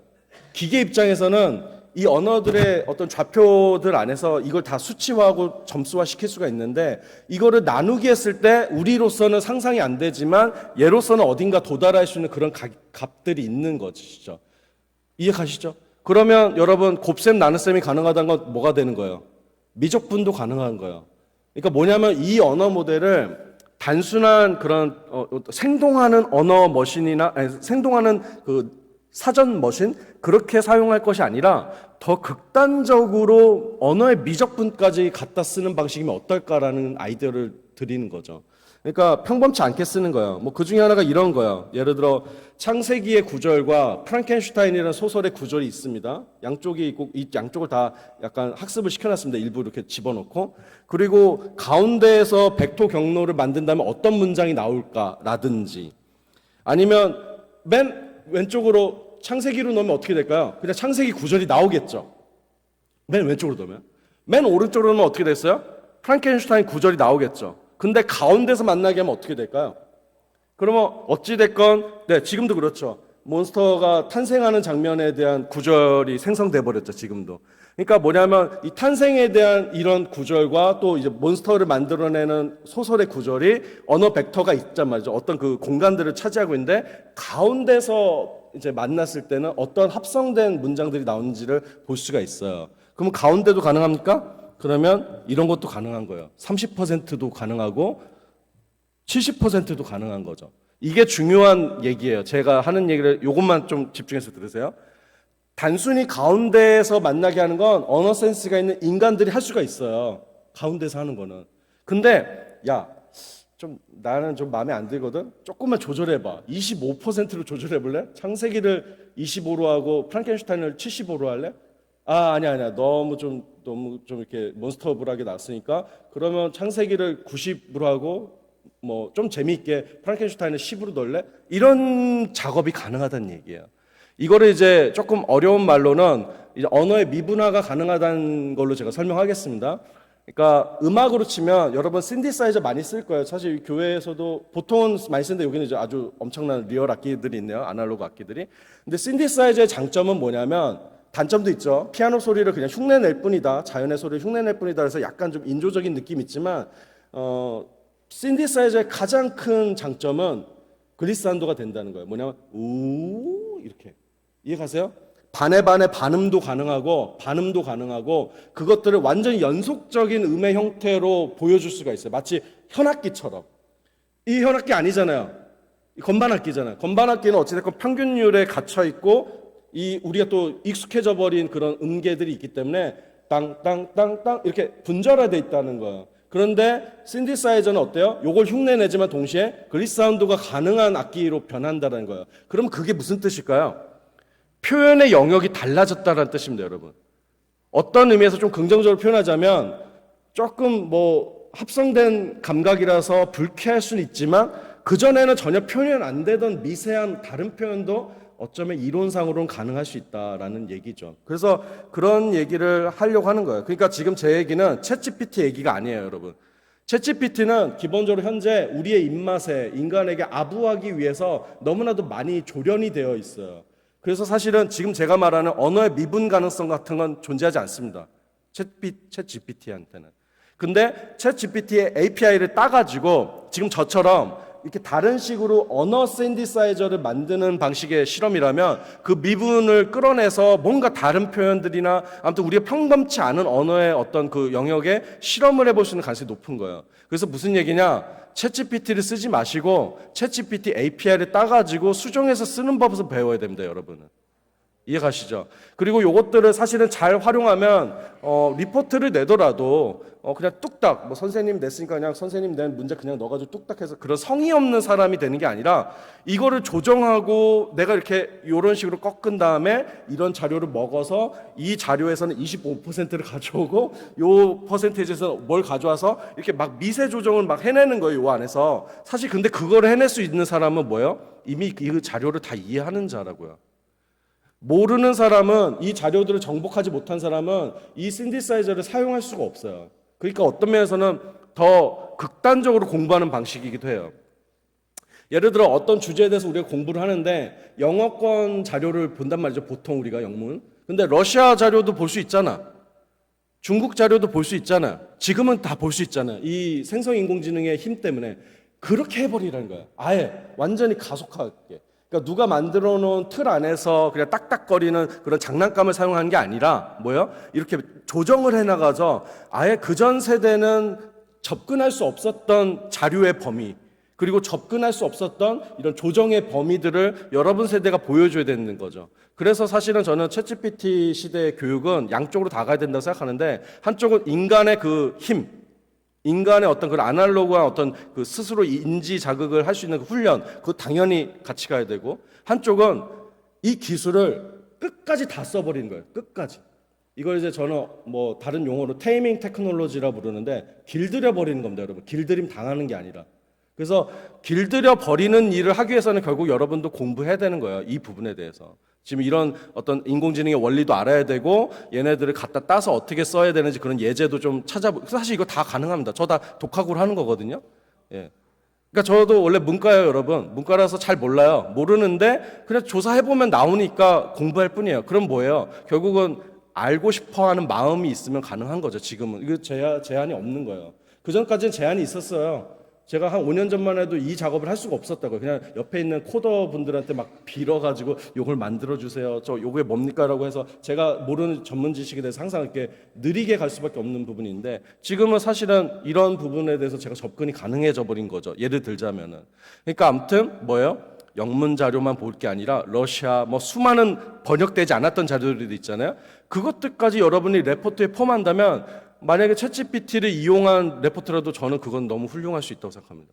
이 사람이 그만큼 광대한 영역을 서치한 거 아니에요. 스스로의 어떤 호기심을 가지고. 그래서 결국은 뭐가 중요하냐? 어떤 집중하는 능력 중요해요, 여러분. 챗GPT 사용해서 가장 안 좋은 점은 뭐뭐 해줘라는 프롬프트입니다. 이게 뭐예요? 방기하는 거잖아요. 뭐뭐 해줘. 오, 좋아. 굿. 이게 뭐입니까? 그러니까 그게 인간을 완전히 무력하게 만드는 거죠. 해줘라는 게. 근데 미세 조정을 해낼 수 있다면 뭐예요? 뭔가 집중하고 노력하는 것이죠. 그래서 아무튼 이런 말도 할 수가 있고, 뭐 이런 언어 글리치 모델 하나 만들어 봤어요. 예를 들어 인공지능은 인류를 어떻게 구원할까? 뭐 이런 식으로 해볼게요. 예, 요거를 지금 제가 글리치 실행을 할 건데, 문법을 좀 파괴할게요. 문법을 30%, 50% 파괴하고, 음성 노이즈라고 해서 이게 발음이 되잖아요. 인공지능은 이렇게. 그러면 그 음성과 유사한 값들, 그러니까 마치 이제 말놀이 하는 값이죠. 그 말놀이 한 값을 한 30 정도, 40 정도 줄게요. 그리고 약간 케이오스, 어떤 혼란한 상태를 좀 줘보겠습니다. 그러면 어떤 문장들이 나올까요? 한번 볼까요?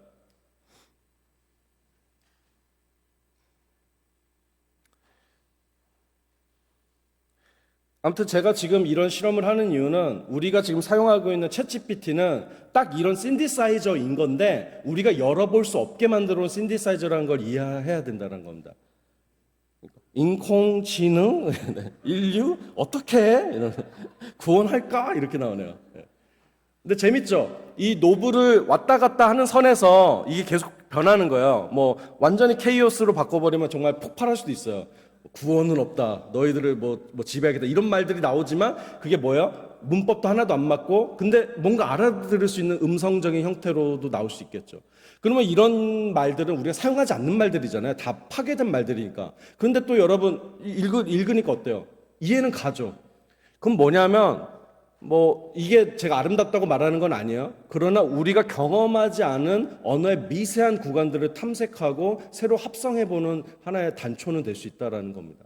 그래서 이런 작업을 좀 해보길 바랍니다, 여러분. 그래서 검색을 조금 해보시고, API를 따다가 어떻게 신디사이저를 만드는지 뭐 이런 거 검색만 해도 나오고, 아니면 가끔 이제 제가 이제 곧 발행할 건데, 제가 쓰는 논문에도 이제 쓰는 방법, 이걸 어떻게 만드는지 이렇게 써놓을 거거든요.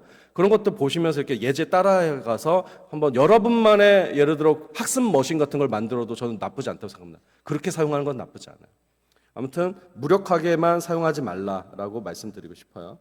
아무튼 다시 돌아와서 이런 걸 이제 제가 거의 이제 마무리해야 되는데, 좀 아주 간단하게 설명할 수 있는 말이 인터폴레이트란 말인데요. 수학 용어예요. 간단하게 말하면 이거예요. 2차원 좌표 값이 있지 않습니까? 여기에 A라는 점이 있어요. 그리고 여기 B라는 점이 있어요. 이 사이에 가장 최적의 경로는 뭐죠? 딱 봐도 직선 긋는 거죠. 우리는 알 수 있어요. 근데 만약에 이게 2차원이 아니라 30차원이면 어떡할까요? 계산이 좀 안 되죠. 인간은 2차원, 3차원 정도에서만 인터폴레이트가 가능한 것 같아요. 현재 인지 능력으로 보면은. 근데 30차원은 기계만 가능한 거예요.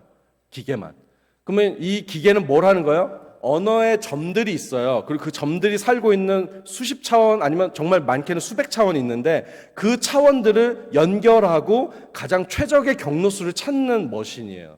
그러니까 챗GPT는 또 다른 말로는 인공지능이 아니에요. 뭐예요? 확률적 언어 연결 머신이라고요. 여러분이 지금 레포트에 사용하고 있는 것을 이름을 다 바꿔보세요. 나 챗GPT 썼어라고 하지 마세요. 나 확률적 언어 머신 생성기로 썼어. 느낌이 좀 다르죠? 그러니까 뭐냐면 죄책감을 가지라는 게 아니라 내가 뭘 썼는지 정확하게 알아라는 거예요. 그러면 내가 지금 확률적 언어 연결 머신 썼으니까 맞을 수도 있고 안 맞을 수도 있는 거잖아요. 너무 명확하게 이해된다. 그래서 저는 이 용어의 명확함이 필요하다고 봅니다. 이 기술적 용어의 명확함. 그래서 결국은 제너레이션이란 말을 많이 써서 우리가 자꾸 헛갈리는데 생성하지 않습니다.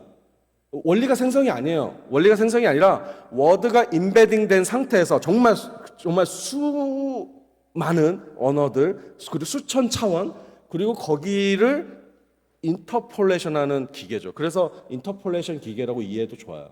그래서 아무튼 언어의 확률적 언어 연결 머신이죠. 여러 가지 얘기하고 싶어서 가져왔지만 뭐 이런 얘기만 하고 가야 되겠네요. 네. 여기 보면 두 가지 이미지가 있습니다. 여러분은 어떤 게 이미지가 더 재밌습니까? 아마 그래도 왼쪽에 있는 저 롤러코스터 좀 복잡하게 보이는 저게 좀 재밌죠. 왜 재밌을까요? 보지 못했던 것이기 때문이에요. 오른쪽에 있는 것은 보지 못한 것 맞아요. 저것도. 그러나 저거는 깊이가 없죠. 딱 봐도 약간 다이소에 있을 것 같은 장난감 같은 거죠. 유아용 장난감. 근데 두 개는 거의 같은 단어를 사용했어요. 뭐예요? 롤러코스터와 의자를 섞은 겁니다. 그러니까 롤러코스터라는 언어와 의자라는 언어 그리고 그 언어들이 겨냥하고 있는 이미지의 분포들이 있거든요. 그걸 사용한 거예요. 근데 왜 오른쪽은 재미없고 왼쪽은 재밌을까요? 그리고 이것들을 유도하기 위한 프롬프트는 뭘까요? 굉장히 다르죠. 오른쪽에 있는 프롬프트는 딱 이렇게 했어요. 챗GPT야 롤러코스터와 의자를 합성해줘 이렇게 한 거죠. 그랬더니 오른쪽 나온 거죠. 여러분이 사용하고 있는 레포트, 이미지 생산하는 거의 모든 방식이 저는 오른쪽에 가깝다고 생각합니다. 여러분이 사용하는 게 이 정도예요. 그래서 사용하지 말라는 거예요. 사실은 유치하고 반복적이고 사실은 그냥 이미 존재하는 값을 그냥 다시 쓰는 수준이기 때문이죠. 왼쪽을 프롬프트 하려면 이런 말을 써야 돼요, 여러분. 한번 앞에 계신 여학생이 큰 목소리로 낭독해 보세요.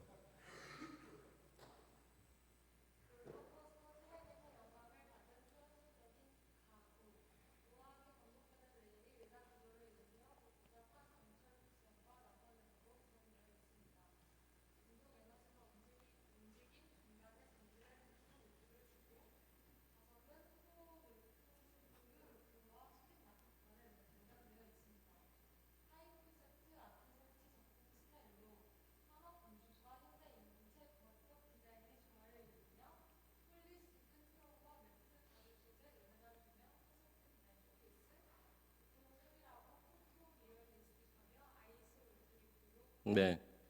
이 중에서 본인이 평소 쓰는 언어 몇 개나 돼요? 거의 없죠.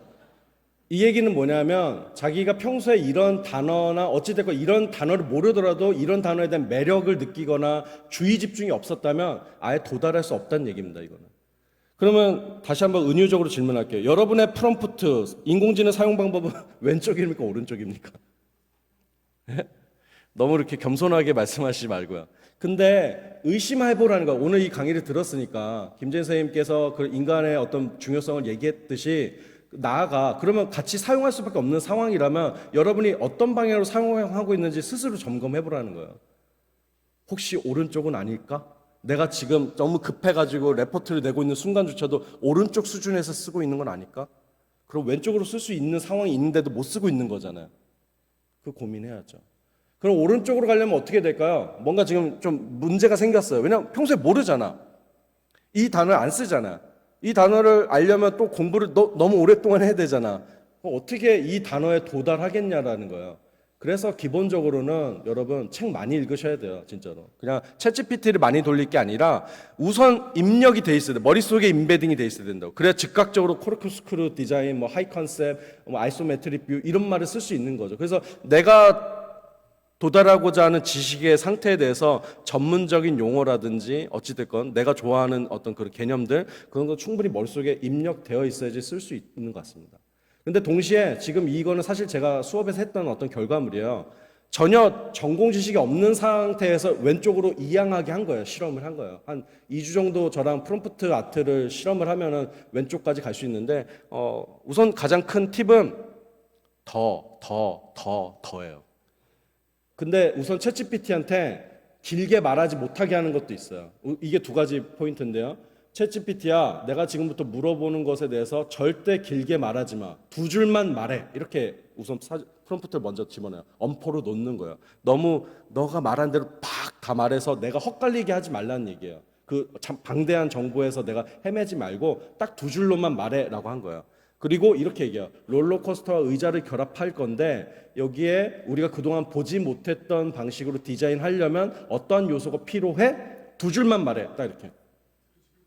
그러면 챗GPT도 좀 답답할 거예요. 왜냐하면 200줄 말했을 수 있는데 두 줄로 말해야 되거든요. 그럼 두 줄로 핵심적인 얘기를 하긴 해요. 그러면 또 이렇게 써요. 더. 그러면 두 줄이 또 나온다고요. 심지어 그 전 줄하고 좀 달라요. 더. 이렇게 10번만 해보세요. 그러면 두 줄을 더해서 10번 했으니까 20줄이 나오잖아요. 그것하고 챗GPT야 롤러코스터 의자를 결합하는 방법 알려줘라고 하는 거랑 완전히 품질이 다릅니다. 그거는 아무튼 이게 이 기계를 테이밍하는 방법인데요. 그 이러한 점들의 분포가 있어요. 언어의 분포가 있는데 이 가운데를 그냥 너르게 한 번에 갖고 오는 거랑 타격을 가운데로 잡은 다음에 옆으로 천천히 이동시키는 거랑 범위가 달라지기 때문입니다, 여러분. 이게 원리적으로 얘기하자면. 그래서 뭐냐면 하나의 기술을 알려드리는 거예요. 얘를 해줘로 쓰지 마시라는 거예요. 너는 딱 두 줄만 말해. 더 이상 말하지 마. 내가 허락할 때까지는. 근데 치약을 짜듯이 쭉쭉쭉 천천히. 근데 내가 원하는 방향으로 짜는 거예요. 방향을 집어넣는 거예요. 덜을 집어넣을 때조차도 한 번씩은 가끔 여기까지 다 내용이 좋았는데 그러면 이게 지금 인공지능 시대 예술이라는 수업에서 프롬프트 기법을 배우려고 하는 거야. 더 이렇게. 그럼 어떻게 돼요? 짧게 치게 되는 거예요. 짧게. 확 나가게 하는 게 아니라 짧게 움직이게 한 다음에 내가 원하는 방향으로 조금씩 이동시키는 방식이에요. 이해 가시죠? 금방 이해 가죠? 그래서 짧게 말하게 한 다음에 계속해서 반복적으로 그 프롬프트를 하라. 이게 사실은 중요한 일종의 기술에 대한 일종의 우리의 길들이기 방법 중에 하나입니다. 아무튼 그렇게 하면 이거를 알아낼 수 있어요. 이 단어를 알아낼 수가 있다고요. 이 단어들을. 그리고 어떻게 해요? 다시 조합해서 새 창에서 마치 내가 안다는 듯 이러한 입력값을 넣고 그림을 그리게 하면 왼쪽이 나오는 겁니다. 이게 또 아무튼 다 챗GPT 달리로 만든 거죠. 그래서 여하간 물론 그래도 왼쪽 것도 뭐 세상에 없는 것은 아니죠. 그냥 있는 걸 조합한 거지만 어쨌든 우리에게 디자인에 대한 감각들을 끊임없이 이렇게 자극을 시키지 않습니까? 그래서 우리가 기계와 완전히 동거를 그러니까 완전히 이제 절연할 수 없다면 기계의 힘을 끝까지 사용하는 것도 중요하다. 근데 그때 뭐가 필요해? 기계에 대한 알미 되게 필요합니다. 이 기술의 원리가 뭔지. 그래서 워드 임베딩 기술로 인한 딥러닝을 결합한 그런 어떤 하나의 원리에 있구나. 그러면 이 테이밍을 할 수 있다라는 겁니다. 그래서 아무튼 오늘은 김재인 선생님의 얘기를 제가 듣다가 이제 조응한이라고 저도 이제 반대로 기계를 쓸 거면 끝까지 제대로 써라라는 메시지를 드리고 끝내겠습니다. 감사합니다.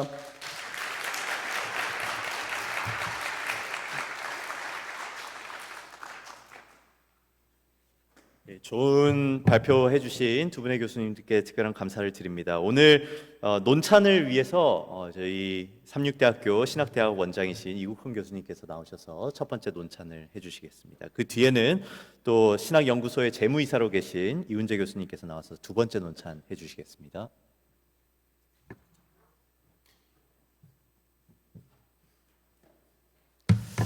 네, 오늘 학술 대회는 그 이전의 학술 대회와는 좀 다른 굉장히 유익하고 실존적인 그런 내용들을 저희가 공부를 한 것 같습니다. 굉장히 유익했다고 생각이 됩니다. 두 분 중에 저는 첫 번째 우리 김재인 교수님의 원고에 대한 논찬을 이제 하게 됐는데, 두 분의 강의를 들으면서 저는 앉아서 그런 생각을 했습니다. 이 근대주의 계몽주의 시대에 이제 그 경험론이 등장하면서 세계는 사물의 총체다라는 그런 인식을 가졌었다가 20세기 버트란드 러셀이 이제 버트란드 러셀로부터 시작해서 이제 언어 철학이 등장을 하잖아요. 분서 철학이 등장하면서 세계는 사물의 총체가 아니라 사실의 총체다라고 이야기를 했습니다.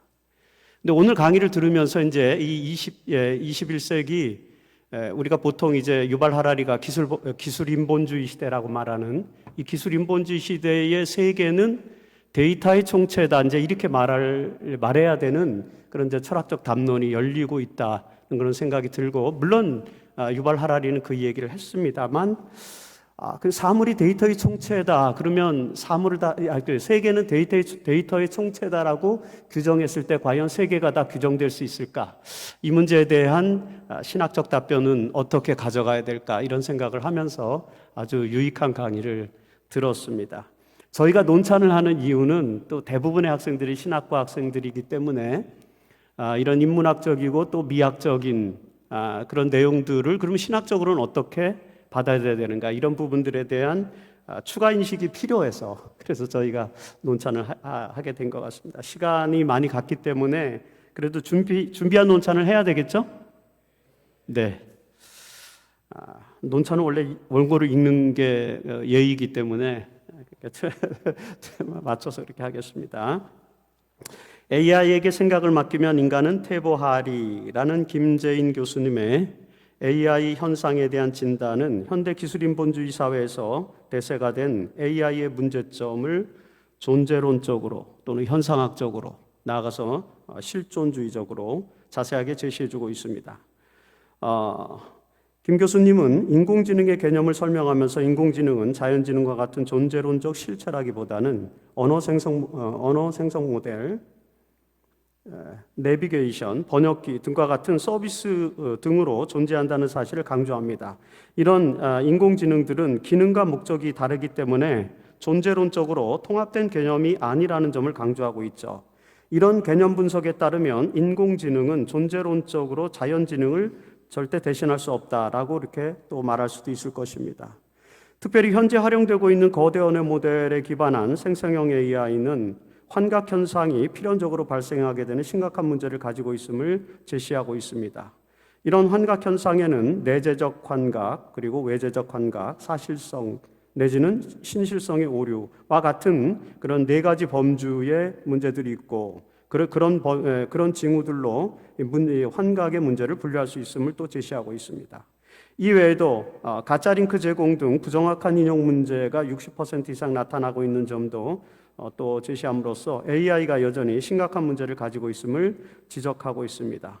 이런 환각 현상 이외에도 불법 행동, 혐오주의, 또 오정보 등에서 안전한 결과물이 보장되지 않는 안정성 문제 등을 고려할 때 현존하는 AI는 완전히 신뢰할 수 있는 매체가 아니며 그 기능과 역할에 비해서 위험성이 여전히 심각하다는 점을 인식하는 것이 중요하다고 제안합니다.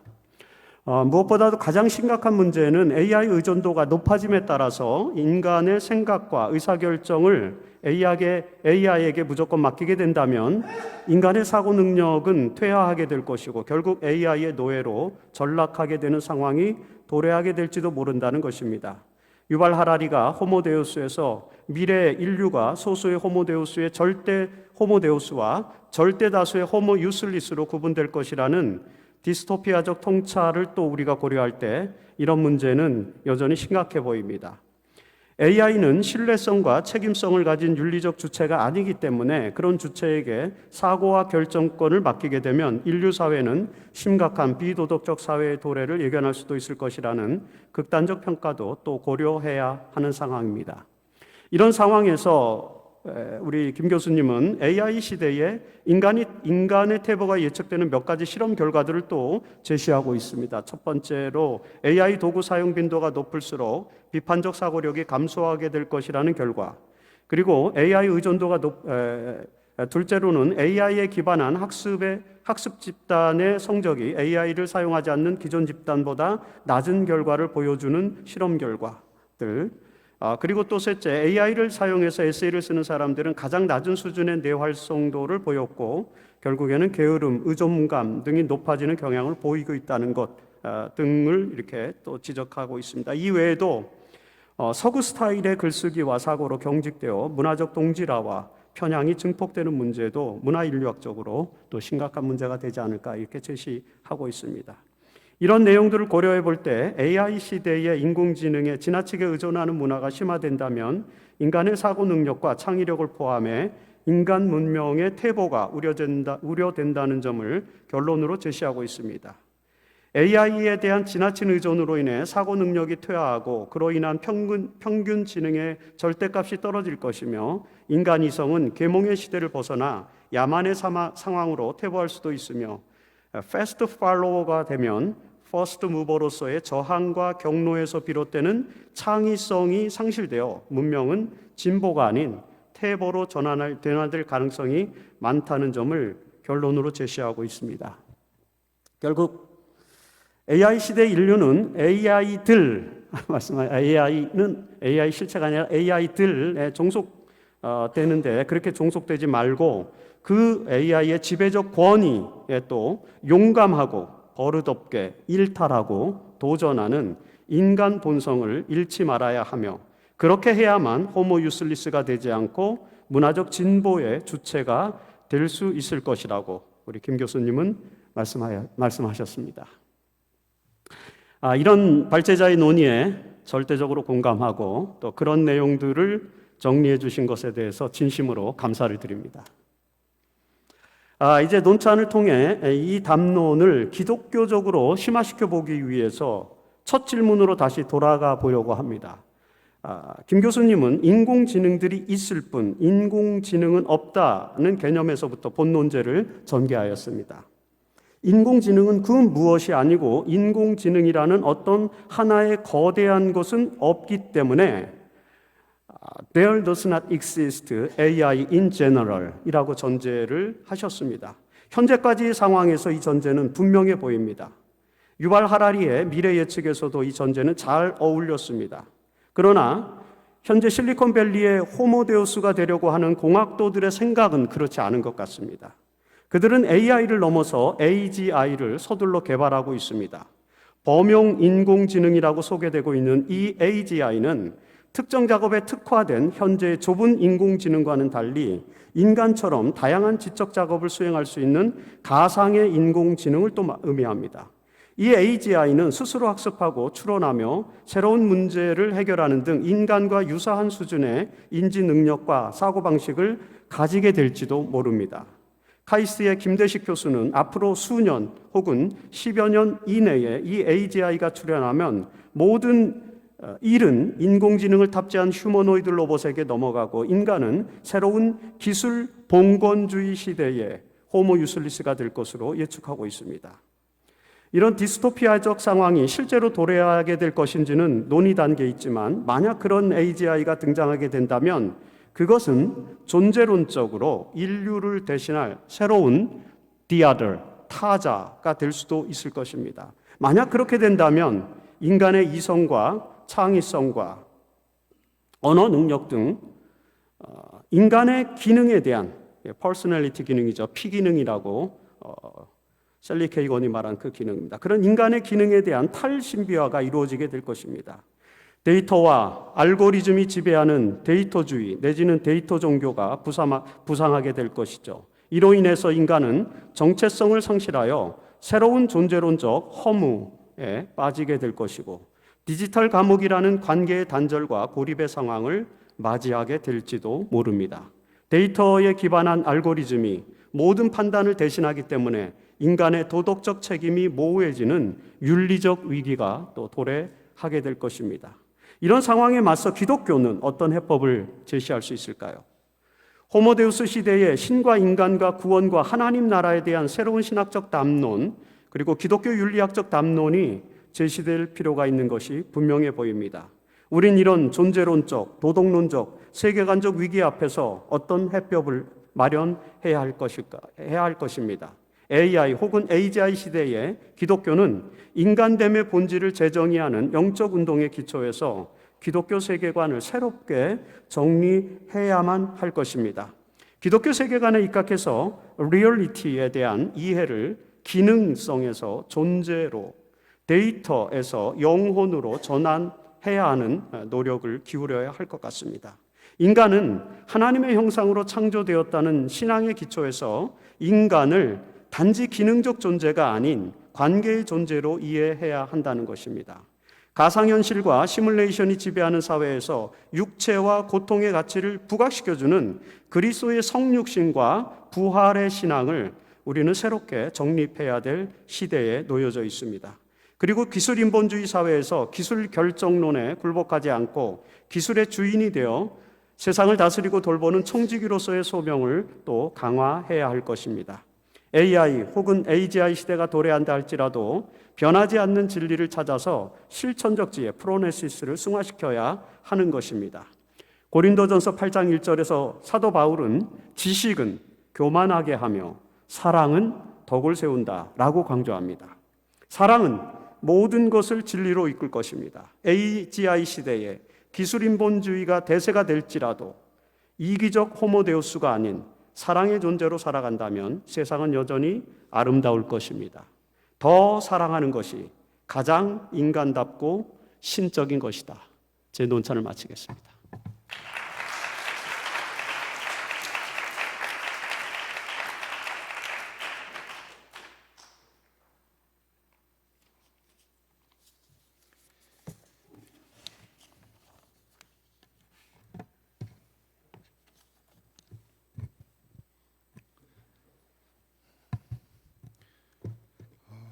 오영진 교수님께서 너무 친절하게 우리 학생들 수준에 맞게 강연을 해주셔가지고 제가 받았던 논문과 너무 달라서 좀 당황했습니다.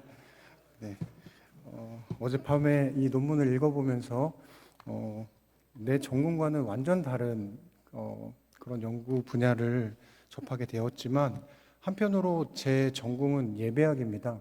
그 예배학 중에서도 예배 공간이 제 관심사인데 이 공간에 대한 공부를 계속하면서 우리 소장님께서 이 논문을 논찬하면 좋겠다고 말씀해 주셨고 이것을 읽다 보니까 내가 공부하고 있는 그 분야에서 조금 더 확장된 어떤 부분을 이 논문을 통해서 좀 배울 수 있었구나라는 그런 생각을 또 하게 되었습니다. 준비한 논찬문을 읽도록 하겠습니다. 먼저 오늘 발표를 통해 인간 언어와 인공지능 그리고 문학 창작의 미학적, 철학적 전환을 통찰력 있게 제시해 주신 오영진 교수님께 깊이 감사드립니다. 이 발표문은 단순한 기술 설명을 넘어서 언어의 존재론적 지위와 문학 행위의 본질에 대한 근본적 질문을 던졌다는 점에서 매우 인상적이었다라고 말하고 싶습니다. 특히 발표문 서두의 선언, 더 이상 쓰기의 시대가 아닐 수 있다라고 하는 단순한 도발이 아니라 시대 전환기의 문학 실천에 대한 본질적 질문이자 전통적 문학관에 대한 급진적 재해석으로 읽혀졌습니다. 발표의 핵심 내용은 제가 따로 정리를 했지만 이것은 읽지 않도록 하겠습니다. 이미 발표하신 내용들 안에 중요한 내용들을 해주셨기 때문에 발표의 학문적 공헌에 대한 부분을 좀 말씀드리겠습니다. 이번 발표의 기여는 다음과 같이 정리할 수 있겠습니다. 문학 이론과 도구적 기술의 간극을 매개한 시도였다.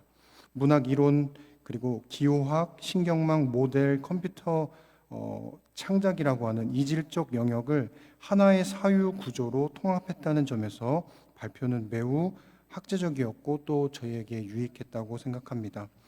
언어의 본질에 대한 새로운 정의를 또 제안해 주셨습니다. 언어를 기록이 아닌 신호 처리의 영역으로 옮겨서 기존 언어 철학을 넘어 향후 문학을 어떻게 신학 철학적 인간 이해의 도전으로 가져올 것인가라고 하는 제시를 해 주셨다고 생각합니다.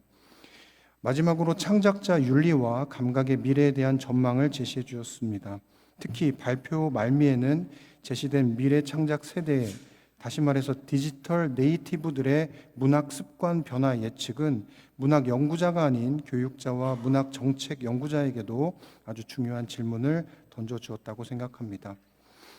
비판적 질문과 토론 지점에서 저는 세 가지를 준비했지만 한 가지 질문만 드려보도록 하겠습니다. 이 문학의 의미는 기계적으로 생성이 가능한 것인가? 발표에서는 언어 모델에 의한 생성된 텍스트를 의미 잠재적 공간 속에 이미 존재하는 것이라고 설명을 했습니다. 그러나 독자가 경험하는 문학적 의미는 데이터의 패턴이 아니라 관계적 의미 작용이 아닐까 생각해 봅니다. 다시 말해서 언어 모델이 생성한 텍스트의 의미인가 아니면 의미의 원재료인가라고 하는 질문을 드려보고 싶습니다. 그리고 향후 연구 확장을 위해서 두 가지를 제안드립니다. 신학 전공자는 아니시겠지만 종교와 관련해서 신학 혹은 종교, 인간학적 관점에서 이 공부를 계속해서 좀 확장해 주신다면 앞으로 이 공부를 통해서 더 많은 사람들에게 인간이 가지고 있는 특별한 존재성을 더 많이 다가올 수 있게 하지 않을까 그런 생각을 해봅니다. 이번 발표는 단순히 기술적 전망이 아니라 문학과 인간 정신의 미래에 대한 질문이었다고 생각합니다. 오늘의 발표가 우리 문학 연구자들에게 그리고 우리 신학생들에게 큰 자극이 되었으리라 생각하고 또 그런 의미 있는 출발점을 이번 발표를 통해서 우리 학생들이 좀 인식하고 배워나가는 시간 되었으면 좋겠습니다. 발표를 준비해 주신 우리 교수님께 감사드립니다.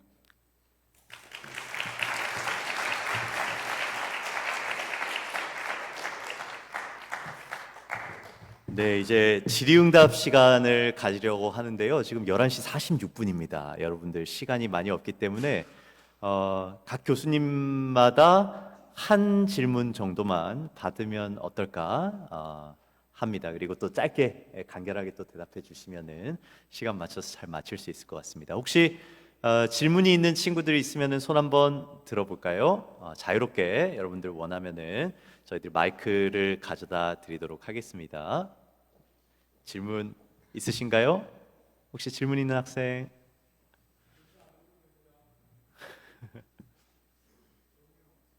예, 저기 1학년 박종호 학생.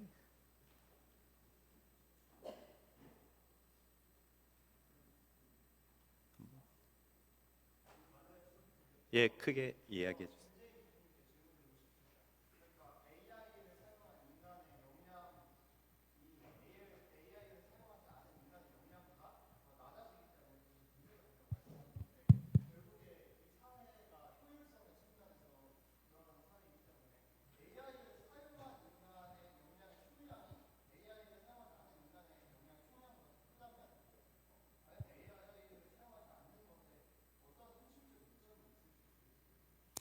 네네. 아주 좋은 질문인데요. AI를 뭐로 우리가 이해하고 있느냐, 그리고 이제 어떻게 사용할 것이냐 하는 게 중요한 것 같아요. 제가 이제 드린 말씀은 특히 자기가 직접 생각하지 않고 AI에게 맡길 때 이제 어떤 문제가 있을까, 그걸 좀 더 강조했던 거고요. 이런 식으로 한번 생각을 해보죠.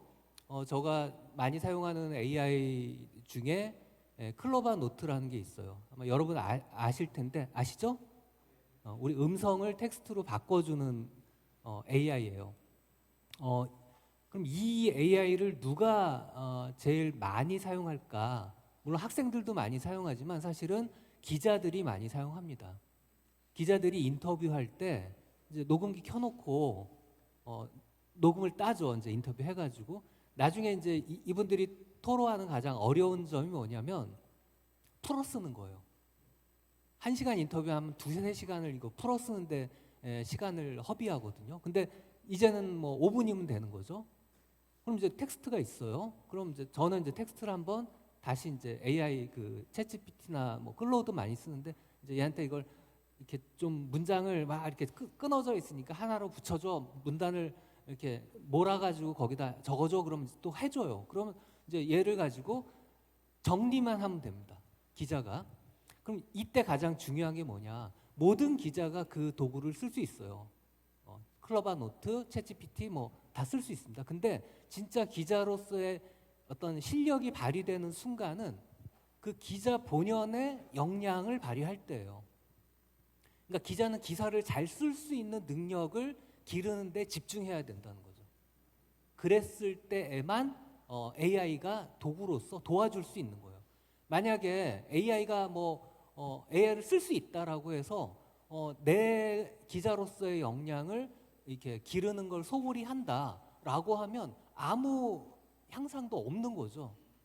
그런 식으로 생각을 하면 될 것 같아요. 그러니까 자기 역량, 자기 실력을 기르는데 얼마나 투여하느냐. 근데 AI에게 의탁하다 보면 그 시간을 우리가 갖지 못하는 거죠. 일종의 훈련이고 트레이닝인데 이거 없이 사용하는 거, 이게 이제 가장 큰 문제다. 이렇게 이야기 드리고 싶습니다. 질문 좋았어요. 네. 예, 감사합니다. 그리고 또 이제 저희 두 번째 발표를 해주신 오영진 교수님께 혹시 질문할 친구들이 있으면은 질문하면 좋을 것 같습니다.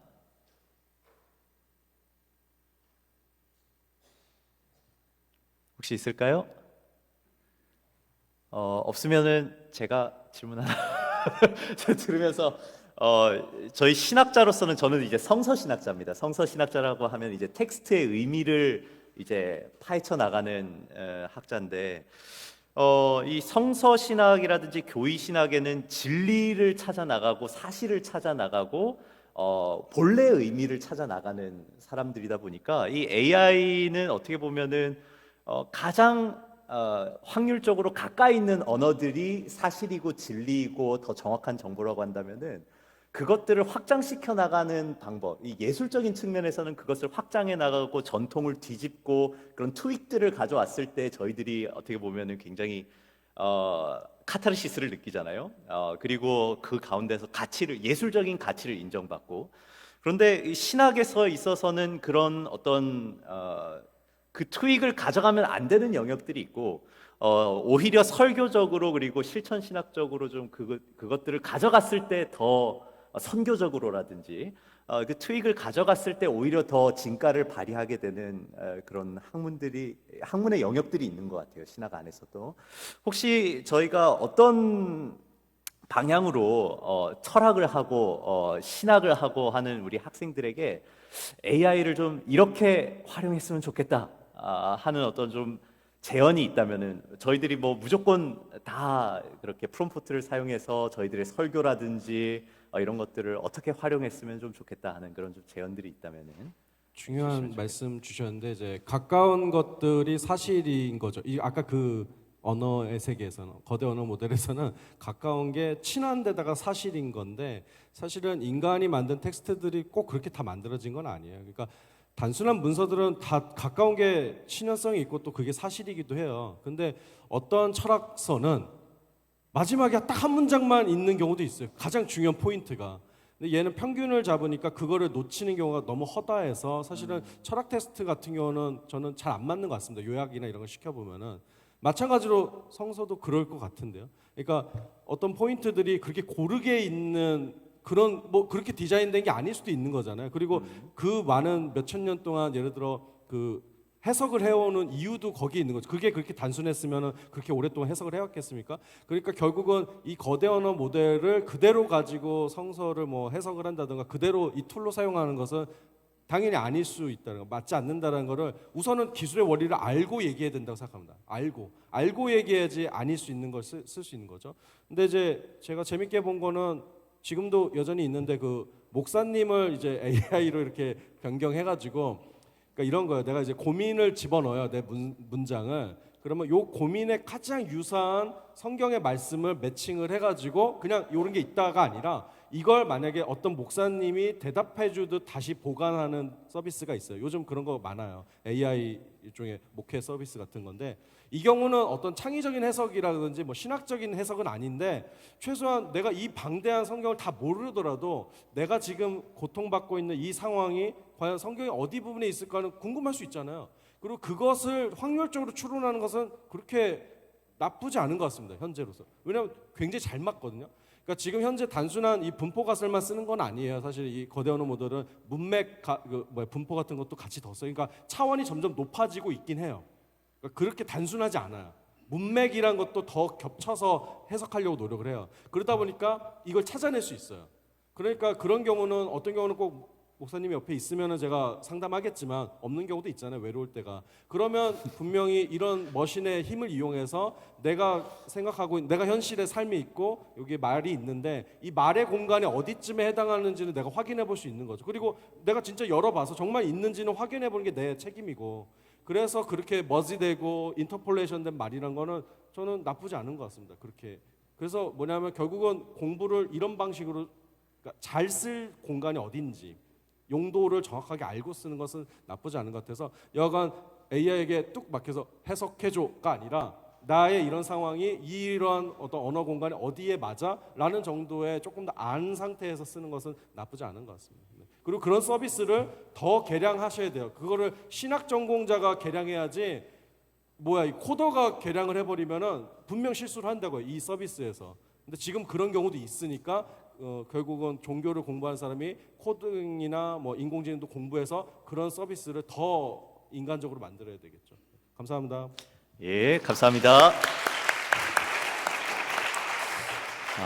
그 다음은 저희 윤리교육 시간인데요. 시간 관계상 삼육대학교 신학연구소 홈페이지에 윤리규정 페이지를 여러분들 좀 참고해 주시면 감사하겠습니다. 이제 모든 순서를 좀 마무리하면서요. 예, 삼육대학교 신학대학장이신 송창호 교수님께서 나오셔서 저희를 위해서 마치는 기도를 인도하시겠습니다.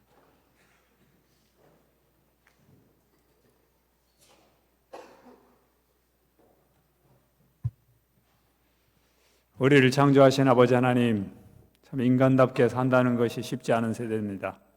또 사실 오늘 강의를 통해서도 진짜 인간이라는 게 무엇인지 다시 한번 또 생각해보고 또 하나님께서 우리 인간을 만드셨을 때에 원래 어떻게 살기를 원하셨는지를 또 다시 한번 생각해 봅니다. 점점 더 인간다운 로봇 또 AI들이 나오는 이 시대에 우리가 하나님께서 우리에게 기대하시는 진정한 인간 또 주께서 회복시키고자 하시는 것 같은 인간들이 어떤 것인지 더 많이 생각할 수 있는 좋은 기회를 주셔서 정말 감사합니다. 하나님께서 보내주신 이 두 분의 앞날에 하나님 함께 하시고 이분들의 모든 강의와 연구가 주님의 선한 뜻을 더 많이 드러내는 귀한 연구들 될 수 있도록 복을 허락하여 주시옵소서. 또 오늘 강의를 들은 우리 모든 친구들 하나님 함께 해주셔서 이 강의를 통해서 다시 한번 하나님께서 우리에게 기대하시는 바 또 우리가 영원한 나라에 가서 사는 아름다운 인간의 모습들을 깊이 생각하고 이 땅에서 그렇게 살아가기를 더 많이 연습할 수 있는 저희가 되게 도와주시옵소서. 시간 속에서 항상 우리가 나가는 방향이 주님과 더 일치하고 하나님의 거룩한 영이 더 많이 거하시는 아름다운 사람들로 변화될 수 있도록 우리 모든 신학도들에게 함께 해주시기를 예수님의 이름으로 간절히 기도합니다.